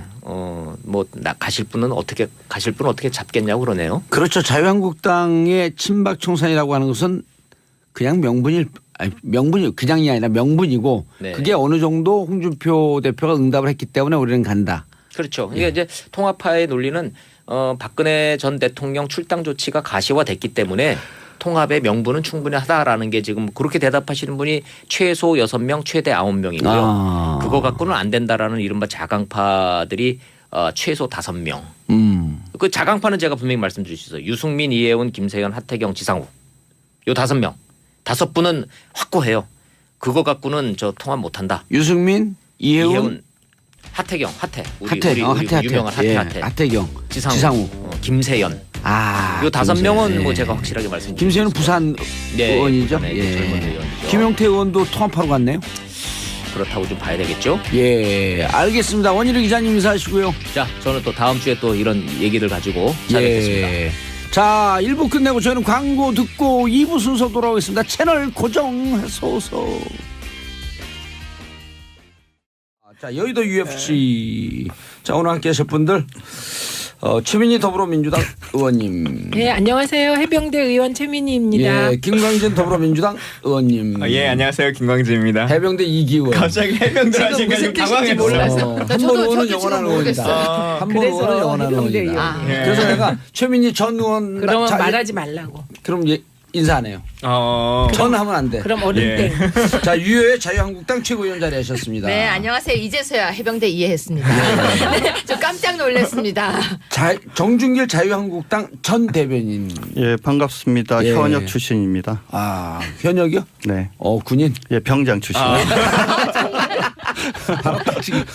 자, 오늘 원래 네 분께는 죄송하지만 지난주에 나오셨고 오늘 또 다른 의원들이 일정이 잡혔었는데 국회가 와장창 되면서 일정이 깨져서 오늘 다시 한번 모셨는데. 아, 대타예요? 아, 대타 아닙니다. 저희 네. 바쁜데. 예, 근데 또 흔쾌 응해 주셔서 감사합니다. 네. 할 말씀은 그러면 왜냐면 출연료를 조금 더. 그러죠 뭐 출연료 같은 저는 경우는 최민희 의원님 오신다고 해서 나왔습니다. 예. 아 저는 오늘- 커피도 사주는 줄 알고 왔는데 오늘 안 사주더라고요. 사줄게요. 걱정하지 마세요. Don't worry, 비봉주. 자 오늘 지난주에 아주 핫하게 붙었어요. 많은 분들이 좋아하셔요. 어머나. 그럼 왜냐면- 오늘은 좀 점잖게 할게요. 왜냐하면 악플도 사랑의 표현이다. 그러면 악플이 악플도 지난번에 100원이니까. 아니 악플은 짧은 문자. 아니 악플은 짧은 문자로. 에이씨. 자, 샵 1035 짧은 문자 50원 긴 문자 100원 문자 보내주시고요. 지난번에 교통방송이 돈을 많이 벌었다 그러는데 어떻습니까? 아 이거 돈 많이 안 들어와요. 우리 한 2,000개밖에 안 들어오는데.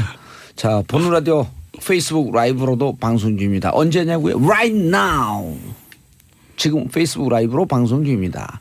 SBS 라디오 중에 유일하게 페북 라이브로 방송하는 프로그램입니다. SBS 정봉주의 정치쇼 지금은 청취율 조사 기간. 아하. 시사 전망대도 보이는 라디오 해요. 그래요? 네. 페이스북이요? 페이스북. 예. 그것도 해요?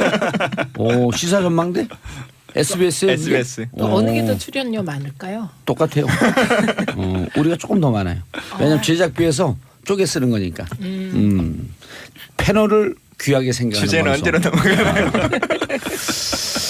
자, 류복자님 정치 모론 제가 너무 재밌게 잘 듣고 있어요. 오늘 하루도 행복 만땅하세요. 자, 오늘의 주제 공영방송 정상화인가 공영방송 장악인가. 그렇죠? 어제 국회에서 무슨 일이 있었죠? 국감장에서. 사실 이런 프레임 자체가 전 조금 많이 잘못된 프레임이라고 생각하는데요. 최고의 전문 분야. 네. 최민희 의원님. 어제 국감장에서 MBC 박문진 이사 2명의 선임과 물 두고. 관련하여 어허. 자유한국당에서 문제 제기를 해서 국감이 파행됐습니다. 자유한국당 의원들은 정우택 대표를 비롯하여 방송통신위원회로 가서 이효성 방통위원장과 면담을 했고요. 예. 그 과정에서 이제 이효성 방통위원장께서 문재인 대통령의 방송 장악 따따따따가 되고 있다 이런 식의 아주 정말 험한 말까지 하시면서 현 정권의 대체하시다가 꼭두각시냐 이런 표현을 썼죠. 그거 왜 안 용기 하세요? 있다. 저는 전혀 동의도 안 하고 또 이효성 위원장을 잘 압니다. 예. 어떤 분인지. 그리고 워낙 신념이 강하고 공영방송의 공정성에 대해서 뭐 오랫동안 연구해서 오신 분이라 누가 뭐 이거 하라 그래서 하실 분이 아니라 그냥 소신껏 잘하고 계신 것으로 그렇게 생각합니다. 근데 어쨌든 한국당은 비상의총을 열었고요. 국감을 전면 보이코트 한 상황입니다. 방송 장악이다.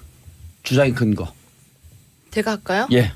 그런데 마음껏 아니 하세요. 지금 예. 제가 이제 저는 딱 이 얘기를 하나 하고 싶어요. 한 달 반쯤 된 것 같아요. 예. 제가 뭐 방송에서 방송을 했었는데 그 내용 중에서 제가 이렇게 말을 했습니다. 5.18 부분에 대해서 그러면 다시 다 한번 조사를 해서 지금 거기에 관한 돈을 받고 있는 사람이라든지 그런 부분은 다 이야기하고 공개할 필요가 있다 이런 멘트를 했었는데 민원연에서 저를 방심위에 제소를 했대요. 5.18? 예, 5.18. 광주 민주화 네네. 운동에 네, 제가 그 관련해서. 멘트 중에 유공자 숫자가 계속 늘어나니까 유공자에 대한 내용을 문제 있는 사람 혹시 있지 않는지 네. 확인하자고. 근데 아. 그것도 아주 짧게 멘트가 지나갔었어요. 방송 중에. 다른 부분도 아니고 5.18 전면 재조사가 아니고 유공자 부분이 자꾸 늘어나고 있다. 자꾸 늘어나는데 그게 왜 오호. 그러냐. 그러면 거기가 무슨 그게 있는지 한번 공개해 달라라고 제가 멘트를 했었거든요. 예. 근데 그 멘트가 저는 걸릴 만한 내용이라고 생각을 안 했었어요. 그게 문제될 만한. 근데 그걸 진짜 그때도 제가 잠깐 얘기를 했었는데 민원연에서 그 부분을 방심위에 제소를 했다는 거예요. 근데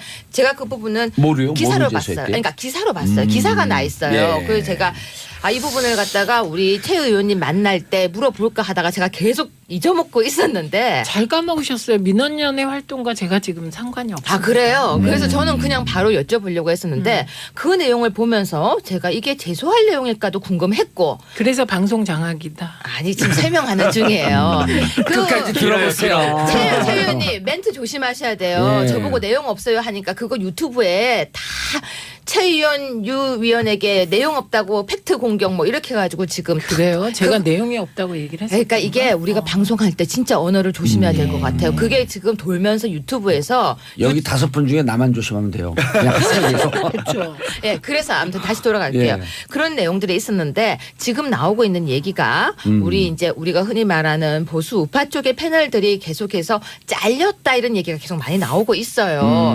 그리고 보수 우파 쪽에 나오던 많이 출연하던 패널들 사라졌다 얘기가 또 나오고요. 어허. 그리고 많이 사라졌어요, 실제로. 사라졌어요. 예, 사라졌어요. 사라졌어요. 없어졌어요. 그리고 또 박종진도 떠나고. 네, 많이 사라졌고 또 그분은 하나. 바른정당 입당에서. 그렇죠. 뭐 바른정당 입장에 그랬거나 있죠. 그리고 또 하나는 우리가 이렇게 이야기를 할 때 보도되는 걸 보면은 확실히 보도가 줄어들었다 이쪽 이야기. 예를 딱 들면 촛불과 태극기 집회를 했을 때 태극기 집회 쪽 보도는 거의 없다. 뭐 등등 이야기를 하면서 언론이 기울어졌다, 방송이 기울어졌다 이 이야기가 나오기 시작했던 거 이미 올 1월부터 나오기 시작했었어요. 네. 그런데 자 방송 장악인가라고 이야기를 한다면 저는 이런 여러 부분 일례를 봤을 때 방송 부분이 정말로 균형을 이루고 있지 않은 건 사실이다. 그런데 그 중에서 저는 기대하는 게 있습니다.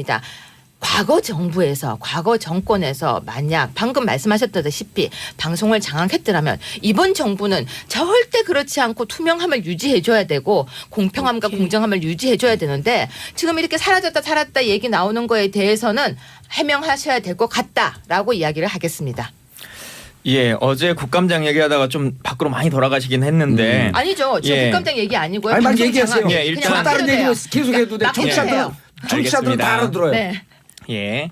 근데 일단 그 뭐 5.18 얘기 왜 하셨는지 모르겠지만 민원연에서든 듣는 청자들이든 요즘 뭐 시청자들 누구든지 간에 괜히 다 방통에 제소할 수 있고 뭐 관련해서 문제 제기를 다 할 수 예. 있는 거기 때문에 그게 국감장으로 가시죠. 예, 민원연의 문제다 이렇게 볼 수는 없고 또 하나만 좀 말씀드리고 가자면 그 다른 패널들 보수 패널들이 다들 좀 안 보인다라고 하는 부분들이 다들 말고 많이들 네, 안 정확하게. 보인다라고 네. 하는 부분들이 저도 잘 안 부르더라고요. 지금 안 불러요. 안 예, 불러. 예, 네. 실제로 방통위나 이런 곳을 통해서 많이 제소가 들어오고 실제 징계를 많이 받는 거지 않습니까? 그래서 그와 관련한 차원이다. 이제 이렇게 보시면 될 것 같고요. 국감장으로 좀 돌아가 보자면 사실 국감장이 MBC 박문진 보궐사 2명 때문에 문제가 된 거죠. 네, 그렇죠. 포인트로 그렇습니다. 거기로 쫙 들어가시죠. 예. 그러니까 그 보궐이사 선임에 대한 권한이 누구에게 있느냐라고 하는 것일 텐데 사실 이 문제는 누가 봐도 좀 상식선에서 보궐이사 추천권이 전임 내가 했던 사람이니까 내가 지금은 야당이 됐지만 그래도 내 거다라고 말하는 것의 주장 스스로가 조금 민망할 것 같아요. 너무 과도한 주장이신 것 같고 물론 방문지법에 규정이 있죠. 물론 규정이 원론적으로는 있습니다. 지금 뭐 관례상 우리가 여당 6, 야당 3 이렇게 이제 구성하고 있습니다만 예. 관례상 그렇게 오고 있습니다만 법상에는 그런 관례라고 하는 것도 사실은 없지요. 법상에는 그냥 없나요? 없습니다. 예, 법상에는 없어요. 없어요. 방송통신 네. 예, 인정. 방통위가 그냥 적정한 인사를 선정하도록 이제 되어 있는 것인데 사실은 가장 좋은 방법 우리가 말하는 적폐청산으로 원론으로 돌아가자면 이제 여야 추천이라고 하는 것도 좀 없애자라고 하는 형식으로 가서 방통위에게 맡기는 것 이게 이제 법대로 가는 것일 거고 두 번째로 친다고 할 때 그래도 관례라고 하는 것을 무시할 수는 없는 거냐 없지 않냐라고 하는 걸로 돌아가자면 여야 6대 3이다라고 하는 것은 그동안에 쭉 관례였던 거죠. 그러면 여와 야가 바뀌면 자연스럽게 그 구성이라고 하는 것이 여야 입장이 달라지는 것인데 추천위원이라고 하는 방식이. 근데 예. 내가 야당이 됐는데도 불구하고 아직도 여당 몫을 내가 하겠다라고 말하는 것은 좀 인정할 수 없는 아니, 것 같아요. 억지죠, 억지. 아 근데 예. 뭐 좋은데 일단 우리가 지난주에 이제 우리 네 사람이 적폐에 관한 얘기들 하는데 예. 우리가 이런 얘기를 했어요. 그러니까 사람을 중심으로 기관을 잘라서 그것을 적폐다 이런 식으로 개념 규정하면 안 되고 적폐가 뭔지를 규정한 다음에 그다음에 뭐 어디까지 할 건가 누구를 대상으로 할 건가 정해야 된다라고 얘기했지 않습니까? 그런 연장선상에서 말씀을 드리면 언론과 관련해서 한번 적폐가 뭐냐 제가 정의를 해볼게요. 자, 집권 세력이 바뀌었어요. 그러니까 공영방송 이사진을 정권 코드에 맞는 인사로 교체를 했어요. 그리고 방송을 장악하려고 해요. 만약에 이렇다고 하면 이거 적폐 아닌가요? 그 MB 시절에 있었던 적폐죠. 그러니까 지금 예. 누구가 했는지 조금 이따 얘기하고요. 어느 정당이든지 관계없이 바로 권력을 잡았다고 해서 공영방송 이사진이 뭔가 자기의 코드에 안 맞는다고 사람을 자기 입맛에 맞는 사람으로 바꾸고 방송을 장악하려는 시도하는 것은 적폐다. 이 적폐는 청산 대상이 되어져야 한다는 점에 대해서는 저는 우리 여기 계신 동의하고 다음으로 넘어가 보세요. 그러니까 네. 동의. 그래서 지금 이런 어떤 관점에서 보면은 지금 사실 이 문제가 왜 생겼는가를 보면은요. 지금 옛날에 박문진 저기 이사가 지금 있었지 않습니까? 예. 방통위 이사가 있었는데 두 명이 여권에서 박문진 이사가 예. 예전에 두 명이 여권에서 추천한 인사였는데 임기가 있는데도 그만뒀어요. 그 두 분이 스스로 자기 자의에 의해서 그만둔 건가요?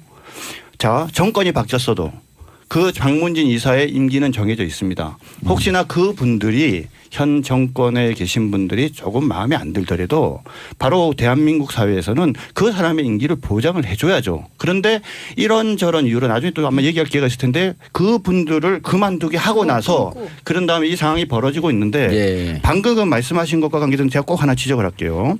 제2기 세월호 진상규명위원회를 지금 하자고 민주당에서 주장을 하고 있습니다. 제2기 세월호 특별조사위원회. 그렇죠. 거기에는 여당 3명, 야당 6명 이렇게 되어져 있죠. 그런데 여기에 대해서 민주당에서 뭐라고 얘기하냐. 과거에 본인이 야당 시절에 6명이었는데 이 6명 우리가 계속 하겠다 이렇게 지금 이야기를 하고 있어요. 그러면 다 형식 논리적으로 보잔 말이에요. 세월호 진상특위 2기에서는 과거의 야권의 목이었던 6명을 지금 여당이 됐는데도 자기가 해야 된다라고 얘기를 하면서 그러면서 방통위 부분에 대해서는 예. 그렇게 거꾸로 이게 정권이 바뀌었으니까 자기가 해야 된다 이렇게 얘기하면 안 되는 거 제가 아닌가요? 답하겠습니다. 자, 지금 자, 저거 거짓말입니다. 아니, 잘못된 왜? 말. 아니 저거는 예. 바로 잡아야 되는데 세월호 특조위원 6명이 그 야당 성향이다. 틀린 말이에요.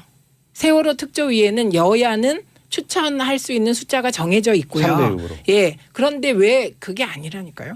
왜 그렇게 된 거냐면 가족들이 추천할 수 있는 몫이 있는데 그 가족들이 추천한 몫을 자유한국당, 구새누리당 쪽을 추천을 안 하신 겁니다. 왜냐하면 자유한국당 쪽 분들은 세월호를 교통사고에 비유하고 뭐 이러니까 세월호 가족들이 추천을 안 해서 구성이 그렇게 된 거기 때문에 이후에도 세월호 특조위는 가족 몫이 있기 때문에 우리 당이 그런 주장을 할 필요도 없다는 여야 말씀을 숫자가 드리고요. 아니라 가족 원내 몫이 예, 있었다. 가족 예. 모임, 하신 가족 말씀을 때문에 확인해 그렇게 된 보셔야 겁니다. 되는데. 아닙니다. 그건 예. 맞고요. 자, 그다음에 다시 지금 요 말씀. 방심위에서 방통위 방문진에서 네, 제가 그 두 말씀 분의 드리려고. 이사가 그만둔 게 자의냐 아니면 외압이냐?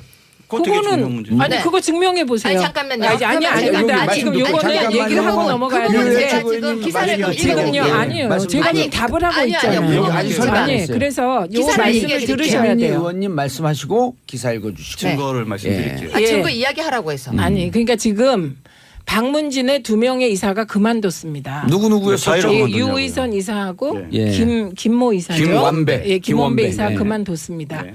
그런데 지금 그 두 분이 그만둔 것이 예. 문재인 정부의 압력에 의한 것이다 이렇게 아니, 주장하시나요? 문재인 아니 정부라는 잠깐만 표현을 그냥 안 답을 썼어요. 하세요. 아니, 그러니까 문재인 정부라는 표현을 안 썼고요. 네. 그 두 분이 과연 자의로 그만둔 거냐 임기가 그렇게 보장돼 넘어가시면 안 돼요. 아니, 자의냐 그- 타의냐 자. 이런 모호한 표현은 그러니까 안 돼요. 팩트를 지금 제가 이게 먼저 최민희 의원께서 네. 어떻게 그만둔지 그렇죠. 설명하시고 그거에 제가 대해서 지금 하겠다니까요. 반론을 하시고. 설명할게요. 그건 이제. 제가 잘 알고 있죠. 아니 그래서 그 그 부분은 제가 유의선 하겠다고. 김원배 이사는 스스로 그만뒀습니다. 그 스스로 그만두는 과정에서 틀림없습니까? 지금 틀림없습니다. 지금 방송 정상화를 요구하면서 올해 파업 중인 내부 구성원들이 그 유의선 김원배 이사에게 뭐 예를 들면 어떤 행동을 했는지는 확인된 게 없습니다. 지금.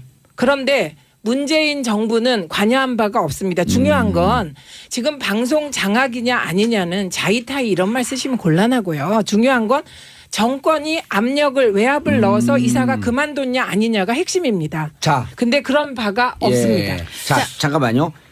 최민희 의원님 말씀 정리하면 유의선 이사 그만두고 김원배 이사 그만뒀는데 지금 MBC 구성원들과 무슨 관계가 있었는지 모른다. 그건 알 수가 없다. 다만 알 수가 없고 확인된 바 없고 다만 권력이 문재인 정부가 이들에게 외압을 행사하지 않은 것만 분명하다. 그건 확실하다. 자 그러면 이 부분을 제가 질문 드리고 싶어요. 네, 네, 질문. 정부 세종청사 앞에 예. 세종버스터미널 앞이라고 합니다. 예. MBC 박문진 이사의 사퇴를 촉구하는 언론 노조 대전지부 명예현수막